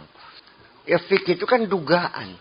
Namanya fikih ini, Bung Fuad, dugaan. Ya kalau duga jangan ngotot dong. Ini juga manusia menduga. Yang kita sama-sama nggak pernah melihat bagaimana Rasulullah itu melakukan sholat. Dan yang paling aneh lagi, hadis-hadis Nabi tentang sholat. Ini nggak ada yang mutawatir. Ustaz mana? Ustaz Bardin. Kenapa nggak ada yang mutawatir? Hadisnya ahad semua ya. Kenapa? Ya nggak tahu. Iya. Jadi sampai kepada, saya kira mungkin salah satu peluang kita untuk tidak bertengah adalah ketika kita kembalikan Islam dari sisi visi dan misi Islam itu sendiri. Kita kembali kepada visi dan misinya, yaitu visinya adalah kalimat tauhid, membangun persatuan dan kesatuan, dan misinya adalah penegakan supremasi hukum, ya kan gitu, keadilan sosial dan kemakmuran bersama. Saya kira mungkin itu yang paling penting. Begini, tentang bacaan Fatihah. Ada hadis Nabi tidak baca basmalah. Ada hadis lagi bilang baca basmalah. Ada lagi tidak baca Fatihah. Langsung baca surat. Ya kan? Sampai tahiyat. Sampai dajjal-dajjal disebutin. Itu rumusannya kapan itu dajjal disebutin? Iya kan? Jadi kita harus kritis dong. Dalam Al-Qur'annya idza qumtum ila sholati faqra'u ma tayassara minal Qur'an. Yang paling gampang Al-Qur'an yaitu Al-Falaq, An-Nas, Al-Kautsar. Ini baca yang sampai surat Al-Baqarah segala macam. Dan ketika kita mempelajari sisi psikologis Nabi Muhammad, bagaimana kepribadian Nabi Muhammad, ternyata kita lebih jelas membaca dari Al-Quran daripada hadis itu sendiri. Dan Nabi Muhammad ketika itu melarang orang menulis ucapan dia. Jangan tulis. Berarti kalau ada yang nulis kan berarti ngelawan. Iya kan? Dan Nabi Muhammad tidak pernah menyuruh membuat mushaf. Sampai Abu Bakar ngotot tidak memberi izin kepada Umar tentang proyek pembuatan mushaf. Berulang-ulang. Didesak lagi. Tetap ditolak. Nggak ada. Al-Quran mau dibukukan. Distandarkan. Nggak ada. Karena saking lawannya Umar itulah. Alhamdulillah. Kita sampai sekarang masih bisa baca Al-Quran. Kalau Abu Bakar tidak dibukakan hatinya. Ya kita nggak. Berarti pembukuan mushaf ini agama atau budaya? Al-Quran pada waktu itu. Nggak ada titik. Nggak ada koma. Nggak ada ayat. Nggak ada harokat. Nah, ya, ini makanya kita melihat persoalan sesungguhnya. Sampai bacaan Al-Qurannya juga qiraat bermacam-macam. Kufuan ahad, kufuan ahad, kufan ahad. Iya kan? Sampai kepada Bismillahirrahmanirrahim. Apakah termasuk ayat? Apakah fawatihul ayat? Bukan saja. Nah kalau dia bukan bagian ayat, maka Al-Baqarah, surat Al-Fatihah pun Bismillah bukan bagian daripada Al-Fatihah. Ini juga masih menjadi persoalan. Kalau itu begitu kondisinya, kenapa sih kamu ruwet banget sih? Jangan-jangan ini perlu adanya wawasan yang luas juga sih orang itu. Kalau wawasannya sempit memang suka bertengkar sih. Ya udah, kita lagi tidak menyalahkan siapapun, organisasi siapapun. Kita lagi menyalahkan kondisi kita semua umat Islam. Itu tuh artinya supaya jangan sampai ada yang tersinggung. Kita tidak menyebutkan siapa-siapa. Kita salah kita semuanya. Kesalahan kolektif lah. Gitu. Sampai kita yang tidak pernah menyalahkan siapa-siapa pun juga saya disalahkan. Akhirnya malah semua orang menyalahkan saya jadinya. Karena saya tidak menyalahkan siapa-siapa, jadi malah saya disalahkan oleh semua orang. Nah, iya. Sehingga orang menuduh saya Syiah, ada yang menuduh saya Mu'tazilah, ada yang menuduh saya Muhammadiyah, ada yang menuduh saya NU, segala macam itu dan macam-macam kan. Sampai saya dituduh orang yang tidak punya prinsip. Oh, kalau mazhab ada, saya mazhab Syafi'i tetap. Klaim itu tidak berubah, saya bermazhab Syafi'i, itu aja kok. Dan secara kultur memang saya termasuk minan nahdiyin yang kultural, bukan struktural. Iya, karena saya ada kundutnya, ada tahlilnya, ada segala macam kan. Ya, tapi karena saya tidak masih dalam struktural, saya tidak diakui kan gitu. Pujian kon mah. Ilegal. Jadi kita hanyut dalam alam pertengkaran.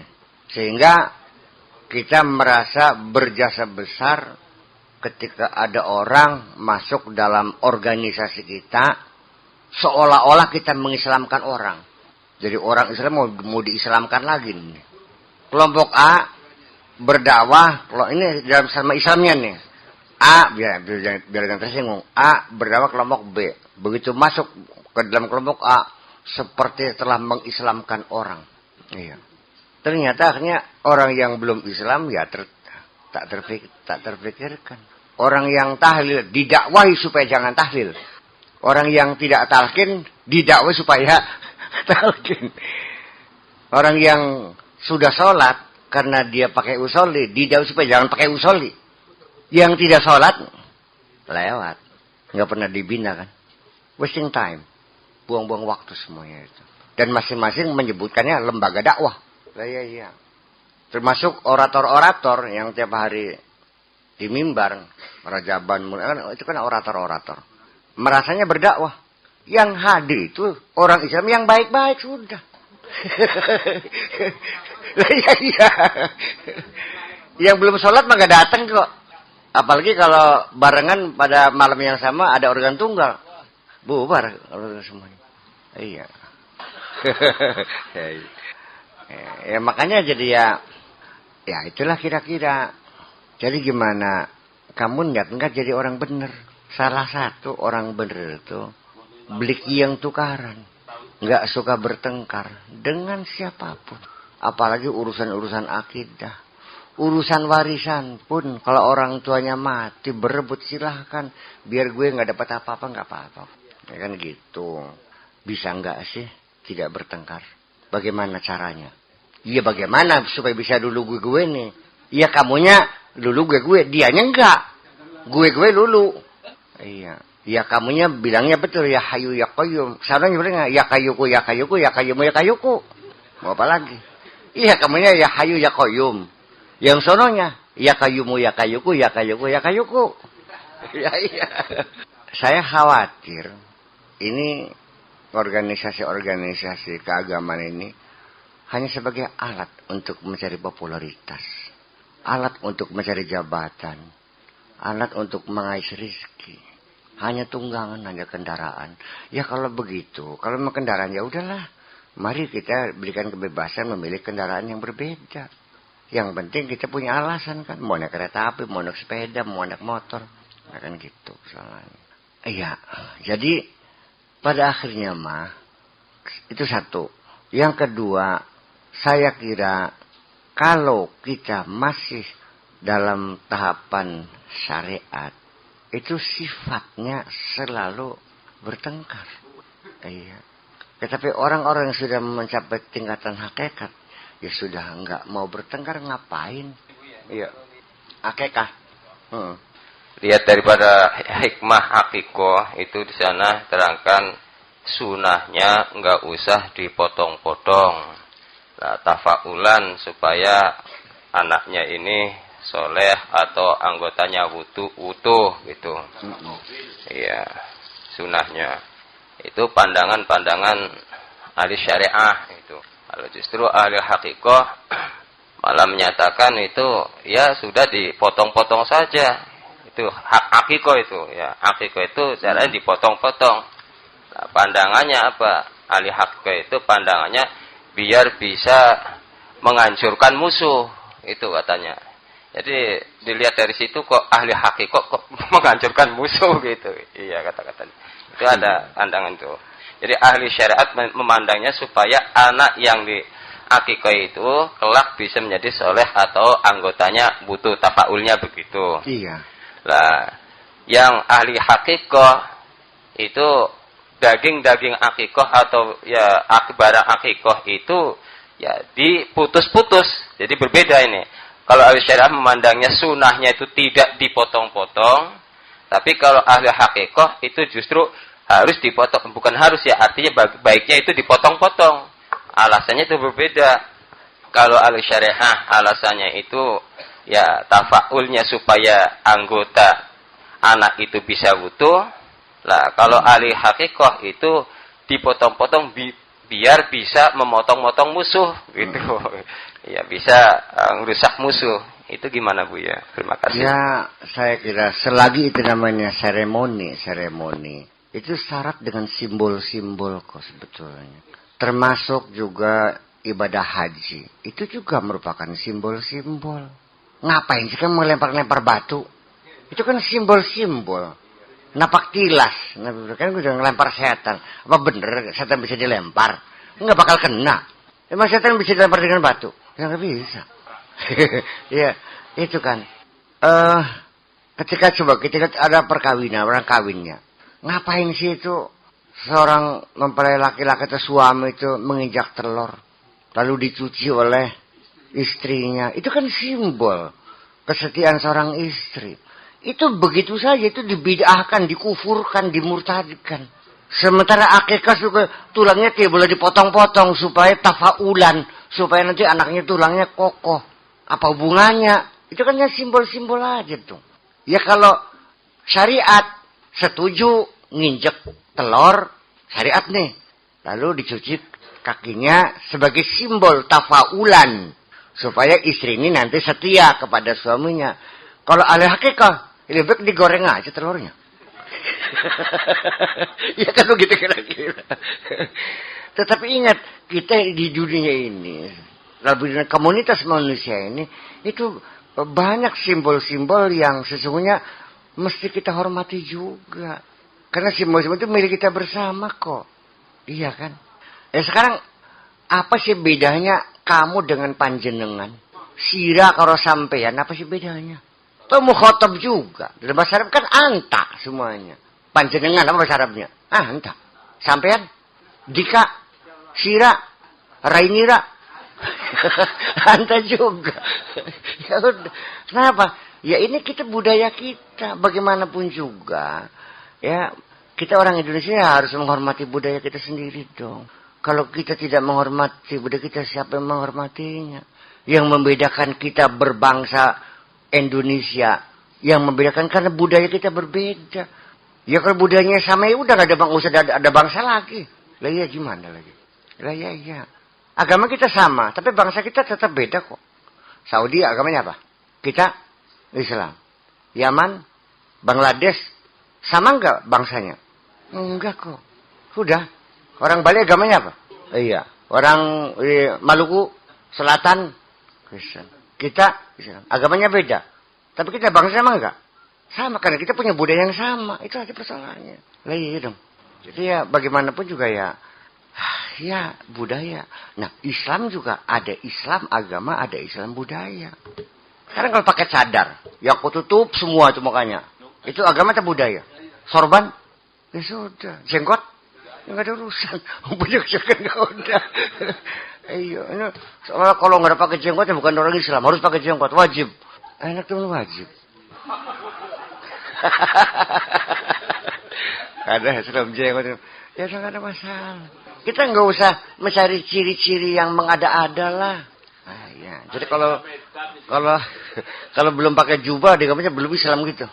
Iya, jangan kita membuat sempalan-sempalan baru, nggak usah lah. Jangan mereka-reka lah, nggak usah. Ya udah, saya itu memberikan kebebasan kepada siapapun, silahkan. Kalau Anda yakinnya Muhammadiyah itu hebat, silahkan jadilah kaum Muhammadiyah yang baik.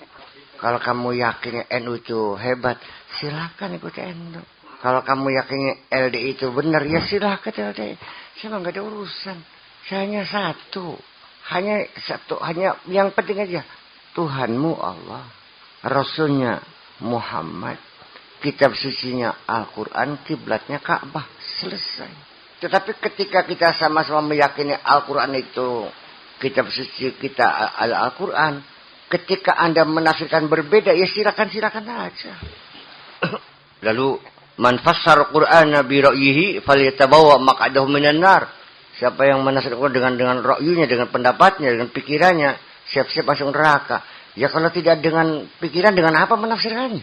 Dengan adanya mufassirin yang berbeda-beda menafsirkan satu ayat, itu menunjukkan mereka dengan ra'yunya. Mengi'rab saja berbeda-beda aja. Ada yang jadi hal, ada yang jadi sifat. Ya kan? Ada yang menjadi khabarun li mubtada'in mahzuf. Ada yang menjadi mubtada khabarnya mahzuf. Macam-macam. Karena menafsirkan juga dengan seperangkat ilmu, proses budaya juga, nahwu dan sorof juga. Ya balaghah juga, ya. Ketika engkau menafsir Al-Quran, ya sudah, itu penafsiranmu. Ketika ada orang yang berbeda pendapat menafsirkan lain, udah jangan gerah. Ini jangan-jangan bangsa kita ini bangsa yang gak tahan melihat orang berbeda. Gak terima kalau orang berbeda itu, pengennya sama semua. Allah tidak mengendaki sama. Jangan khawatir, pasti akan dibikin beda. Kita bicara hakikat, Ambad. Yang membuat agama di dunia berbeda-beda ini siapa? Yang membuat ada orang cantik jelek siapa? Yang buat ada kaya dan miskin siapa? Yang buat ada yang mendapat hidayah, ada yang tersesat siapa? Ya udah selesai urusannya. Jadi urusan apa dong ikut-ikutan? Cuman begini Bu ya. Itu memang yang menentukan segala-galanya itu Allah. Qadar itu memang Allah. Iya, tetapi nyongan itu. Ya, masalah memang di sana ada keterangan masalah qadar dengan amar itu berbeda. Allah tidak mungkin memerintahkan kejelekan, walaupun yang menentukan kejelekan adalah Allah. Tapi Allah tidak merintahkan kejelekan. Dan Allah mencegah kemungkaran atau melarang kemaksiatan. Ya, itu artinya berbeda antara qadar dengan perintah. Sahabat Abu Bakar itu diperintah iman. Abu Jahal juga diperintah iman. Seluruhnya diperintah iman manusia. Tetapi ketentuan Allah itu lain. Nah, makanya ketika ada ketentuan baik, maka kita harus terima. Nah, jika ketentuan-ketentuan itu enggak baik, maka kita tidak wajib menerima. Bahkan harus menghindar ar-ridho bil kufri fa huwa kufrun. Itu ada begitu. Itu. Jadi masalah qada dan amar dalam ilmu tauhid memang berbeda. Itu. Terima kasih. Kalau Allah sudah memutuskan Abu Bakar menjadi muslim, Abu Jahal menjadi kafir, lalu apa artinya Allah memerintahkan Abu Jahal suruh beriman? Ini masalah Mu'tazilah juga. Sudah ditentukan dia kafir, dia disuruh beriman. Apa artinya? Makanya Mu'tazilah kan orang yang konsekuen. Daripada saya bingung-bingung, ya udahlah nggak usah ada qadar lagi. Atau jangan-jangan kita semua jadi Mu'tazilah semua kalau begitu. Kalau orang jadi kafir, tapi dia ridho jadi kafir, gitu ya? Ya jangan-jangan dia bukan kafir. Kalau sudah ridho, artinya dia percaya pada Tuhan kan? Dia yakin kepada takdirnya kan? Ya jangan-jangan dia bukan orang kafir dong. Ini menjadi hal yang sangat penting sekali dalam pemikiran kita. Jadi di sana qada ada makti, kemudian qadar ada juga maktur gitu. Ya, yang wajib kita imani adalah qada dan qadarnya. Mengenai masalah makdi atau makturnya itu tergantung apa itu. Apabila makdinya itu membaik, ya kita harus terima iman. Tapi kalau itu makdi dan makturnya itu tidak baik, maka kita tidak boleh itu. Seperti hanya kufur adalah merupakan makdi daripada Allah itu. Iya, itu ada keterangan begitu ya. Iya, tapi semakin tidak mengerti ketika kode itu ada kode mubrom, ada kode mubrom. Iya, justru karena itu. Kalau orang itu mencuri, lalu mengatakan ini Allah sudah menakdirkan saya mencuri, sebelum dijawab tampar ada mukanya. Dari mana Anda tahu Allah mentakdirkan Anda mencuri? Ya kan pasti begitu. Begini saja persoalan dia yang paling inti begini.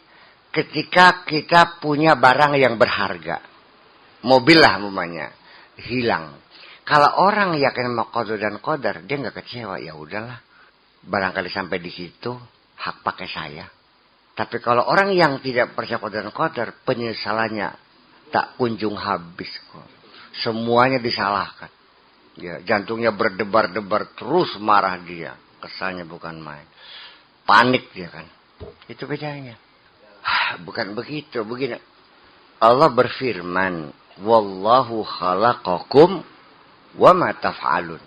Allah mencipta kamu dan mencipta apa yang kamu lakukan. Jadi apa yang kamu lakukan itu dicipta oleh Allah. Kamu tidur, saya mencipta.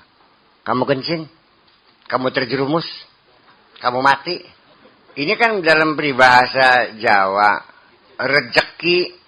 rezeki belai pati ning tangane Gusti Allah. Ya bukan itu aja semuanya dong. Tidak ada satu daun pohon pun jatuh ke tanah kecuali sudah ada ketentuan dari Allah.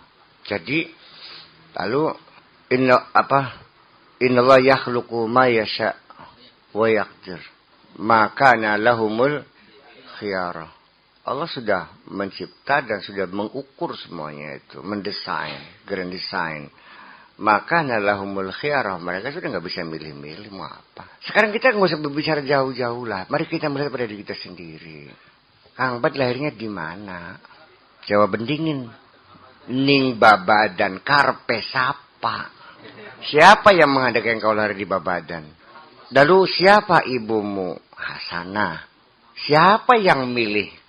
Kamu milih keluar di perutnya Hasanah. Jenis kelaminmu laki atau perempuan? Pernahkah kamu mengusulkan pengen jadi laki-laki? Enggak kok. Kita tidak ikut campur kok.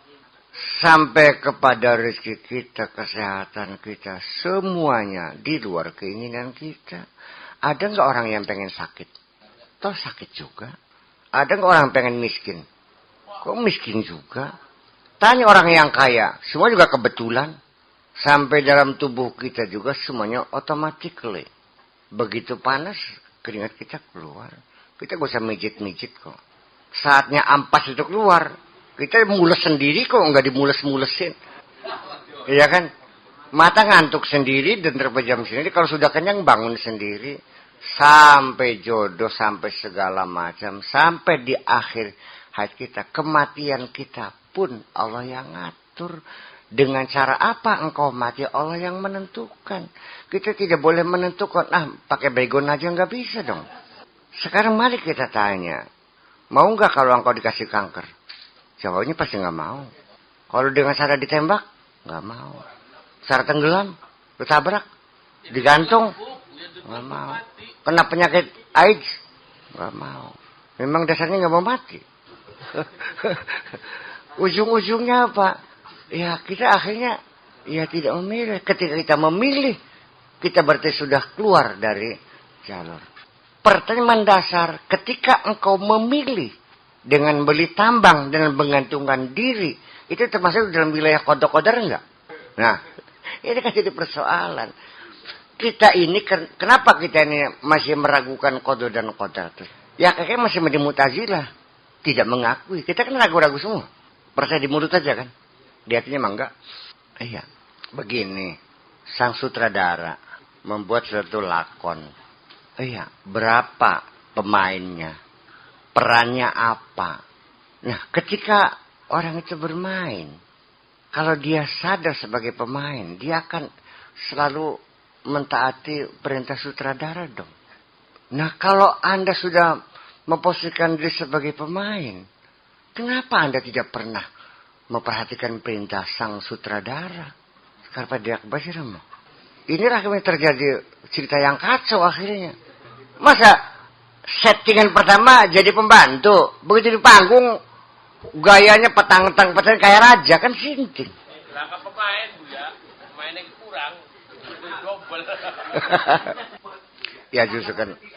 Jadi wa idza asabaka min hasanatin fa min Allah, wa ma asabaka min sayyi'atin fa min nafsik. Itu kan dalam wilayah syariat, artinya sopan santun. Bahwa walau bagaimanapun ya kita jangan mengatakan Allah jahat dong. Sopan santun aja. Tapi pada prinsipnya khairihi wa syarrihi, yakin enggak. Baik dan buruk dari Allah yakin enggak. Kalau baik Allah buruk bukan Allah berarti ada dua Tuhannya dong. Tuhan baik Tuhan buruk. Ini ada persimpangan sesungguhnya ini. Baik dan buruk itu qada-qadar daripada Allah, khairihi wa syarrihi min Allah. Cuman manusia tidak tahu, di sana ada keterangan begitu. Manusia tidak tahu apakah ditentukan oleh Allah jadi orang baik atau orang yang buruk, begitu. Tidak tahu. Oleh karena tetap saja manusia harus mencari yang baik sebagai alamat bahwa Allah menciptakan orang baik, alamatnya berbuat baik, begitu. Itu ada keterangan begitu. Jadi seperti hadis Nabi, kullun muyassarun lima khuliq, sebagai alamat itu. Ya, memang iya. Ini sangat penting sekali ya. Jadi nggak apa-apa masalah qada-qadar berulang-ulang juga sampai yakin betul bahwa Allah yang menentukan. Nggak usah di luar diri kita, di dalam diri kita, yang katakan dalam kekuasaan kita, ya badan-badan kita, pikiran-pikiran kita. Apakah kamu bisa mengendalikan pikiranmu? Apakah kamu bisa mengendalikan syahwatmu? Hati bilang jangan ngelacur. Ngelacur juga kok. Hati kita kan bilang, ini hak orang lain, jangan kau ambil. Ya diambil juga. Para koruptor juga hatinya berbicara, ini perbuatan gak benar. Tapi kenapa mereka tidak bisa mengendalikan nafsunya? Loh, kita sendiri juga sudah. Kamu pengen pinter kan? Silakan. Kita nggak bisa bikin pinter kok. Memang otaknya dibikinnya kecil. Udah. Kita pengen kaya, silakan usaha. Silakan. Kita juga semua usaha, kita juga berkeringat semuanya, kok tapi nggak kaya juga. Udah, itu nasib. Di dalam organ kita sendiri, apakah kita ikut campur untuk memanjangkan rambut kita? Apakah kita mengatur bahwa alis itu kita potongnya tiap hari? Enggak, dia berhenti sendiri kok. Iya. Dan bagaimana perut kita mengolah makanan, bagaimana memilah-milah vitamin A, vitamin C, dan bagaimana organ kita tubuh dalam metabolisme kita itu ketika badan kita sudah mencukupi vitamin C, cukup tutup, ya, membrannya tutup, akhirnya terbuang. Kita tidak dilibatkan sedikit pun juga. Jantung berdegup apa kita ikut campur? Paru-paru kembang kempis? Enggak ikut campur kok. Disuruh terima beres kok susah banget sih.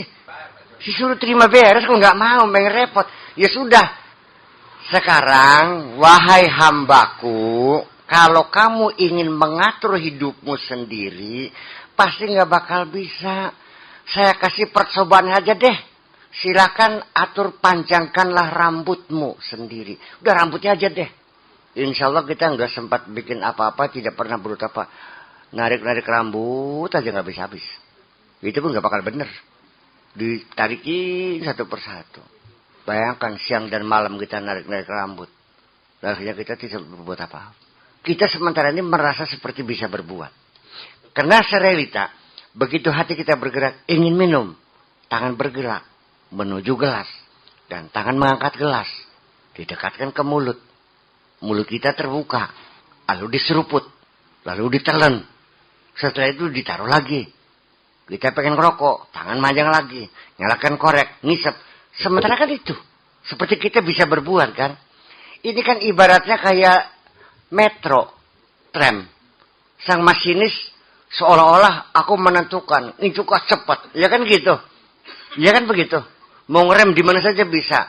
Mau nurun penumpang. Ya kan. Di jalan sembarangan juga bisa. Bunyikan klakson bisa. Tapi ketika listrik sentral dimatiin, sok injek gasnya. Itu kan persoalan. Itu kan terkendali semuanya itu. Ini baru satu perumpamaan. Nggak usah didebat lagi perumpamaan nanti yang berkepanjangannya berebut umpamaan nantinya, berebut contoh nantinya, udah ujung bakalnya.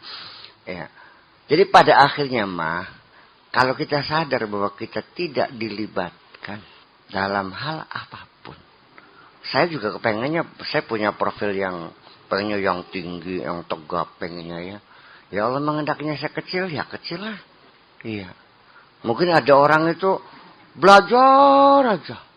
Bodoh angger. Kok pakai sakur tidur aja kok pinter. Ya gak ada urusan kamu sih. Memang Allah menciptakannya otaknya berbeda-beda. Saya juga tidak bangga dengan otak saya yang membuatnya siapa. Ya kan begitu persoalannya. Jadi ini di mana yang menyebabkan kita ini tidak mau menerima qada dan qadar apa adanya. Apakah takut kalau ada sesuatu yang syar dari Allah kita dibilang murtad? Tidak. Kalau kita tiba-tiba kejebur sungai, kaki kita patah, siapa yang ngejeburin kita? Secara hakikat, secara syariat, ya karena saya lengah. Iya kan? Kamu naik mobil, silakan hati-hati sekali. Jalannya pelan-pelan, tengok kanan, tengok kiri. Ditabrak di belakang. Coba aja. Jadi satu bukti bahwa ini sudah ada klisenya, sudah ada blueprintnya. Para nabi, para rasul, para aulia kadang-kadang diperbolehkan mengintip apa yang bakal terjadi. Masih kurang bukti juga. Nabi Muhammad paling sering memberitahukan apa yang bakal terjadi. Artinya kan sudah lihat klisenya. Ya begitu diputar filmnya ya begitu. Gimana sih? Jadi pada ujungnya saya nanya, orang yang beragama Kristen yang buat kenapa tidak disuruh masuk Islam? Begini, ibaratnya warungan nih. Kamu punya warung. Ketika ada orang lain bikin warung, tersinggung nggak kamu? Tersaingi nggak? Perasaan kamu tersaingi kan? Sehingga yang muncul adalah ketika warung kamu nggak laku, yang kamu lakukan ialah bagaimana supaya warung tetangga nggak laku. Bukan fastabiqul khairat, meneliti kenapa warung itu laku. Oh, di sana mah boleh utang. Kenapa kamu tidak membuka pintu pada untuk boleh utang juga? Masih tetap juga nggak laku. Ditanya lagi sana kenapa? Oh, harganya lebih murah. Lah kenapa kamu tidak menurunkan harga? Persaingan yang sehat dong. Jadi ketika kamu beragama Islam, ini warung. Dan itu juga agama Kristen, itu warung. Bukan bermusuhan. Tapi fastabiqul khairatnya. Jangan dikira bahwa kalau kamu sendirian itu lebih enak. Nggak bisa. Dibuat banyak warung itu supaya enak. Supaya orang bisa memilih. Memilih harga yang lebih murah. Memilih kan begitu persoalannya. Kamu kan nggak tahu aturan permainannya kan. Kok banyak komentar banget sih. Ketika warung itu banyak menjadi pasar, lari semua kok. Kenapa Anda nggak boleh orang yang lain warungnya laris? Kalau Allah tidak bikin agama lain, ya kan? Kamu tidak akan terpacu untuk berbuat baik. Kalau kamu tidak disandingi dengan orang-orang jahat yang mengganggu kamu akan patah semangat di tengah perjalanan. Apa bukan sengaja Abu Jahal dicipta untuk membuat persaing Muhammad? Sengaja dibikin untuk mengganggu Nabi Muhammad. Apa tujuannya? Supaya Muhammad kelihatan benernya. Walaqad ja'alna likulli nabiyyin aduwwa syayatinil insi wal jinni. Setiap nabi kami ciptakan musuh-musuhnya yang terdiri dari setan-setan jin dan setan-setan manusia. Kalau kamu jadi kiai, lalu kamu marah kepada orang yang mengganggu kamu, ya udah nggak usah jadi kiai. Susah banget sih. Kalau kamu jadi kiai, bikin pesantren, lalu hanya mengganggu, ada yang mencuri, ada sampai jalan masuk saja ditutup, lalu kamu marah sama berkelahi, ya udah nggak usah jadi kiai. Orang-orang yang telah paham tentang skenario, itulah orang-orang yang sudah ma'rifatullah. La khaufun alaihim wa lahum yahzanun. Sudah enggak ada rasa takut, enggak ada ini. Udah jalani aja sih. Aduh. Lah ini persoalannya ini. Kita bicara berulang ma'rifatul itu apa dikanya mata kamu melihat Allah? Bukan. Tingkat pemahaman yang sangat mendalam dan sudah hadir di dalam hatimu sendiri. Sehingga semuanya terkendali, perasaanmu, pikiranmu, angan-anganmu terkendali semuanya. Lah ya iya. Sekali lagi kalau orang yang percaya qadar dan qadar, apapun yang hilang, dia tahu kok ya udah ngapain sih. Sekarang saya nanya, ketika kamu kehilangan sesuatu, sedih enggak? Bodoh. Enggak usah sedih, tinggal minta gantinya aja kok. Ya susah. Minta ganti selesai. Lapornya Allah, oh hilang. Ya udah silakan. Tapi itu enggak minta ganti yang lebih bagus, dikasih. Mobil bodol. Enggak mau terima-terima juga, pengen yang bodol juga silakan yang bodol. Akhirnya yang bodohnya hilang, gantinya juga enggak ada. Sekarang begini, perilaku para nabi, para rasul, para aulia yang di dalam Al-Quran dan banyak hadis itu menceritakan orang-orang yang mengerti tentang qada dan qadarnya Allah. Termasuk Uwais Al-Qarni. Kenapa dia sanggup menggendong ibunya naik haji dari Madinah, menggendong ibunya ke Mekah? Karena dia kan, inilah lakonku di sini. Dan aku hebat dengan lakon seperti ini. Dan dia menjadi hebat. Ilmu nggak ada, harta nggak ada. Tapi kenapa Sayyidina Abu Bakar dan Umar meminta doa kepada dia supaya dosanya diampuni oleh Allah? Nah, makanya, loh, ente tukang musik, silahkan bermusik yang benar. Itu tugasmu.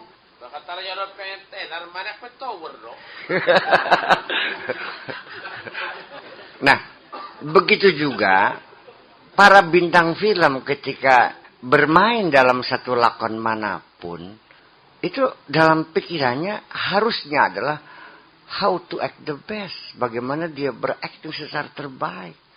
Bukan perannya, bukan. Iya.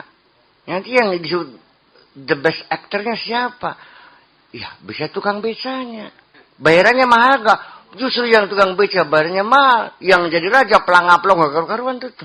Bayarannya 2 juta. Tapi yang tukang beca 5 miliar bayarannya. Nah, ketika lakon Anda sebagai Dorna, jadilah Dorna yang baik. Kalau nipu orang ya jangan kira-kira gitu. Ya kita aja kok.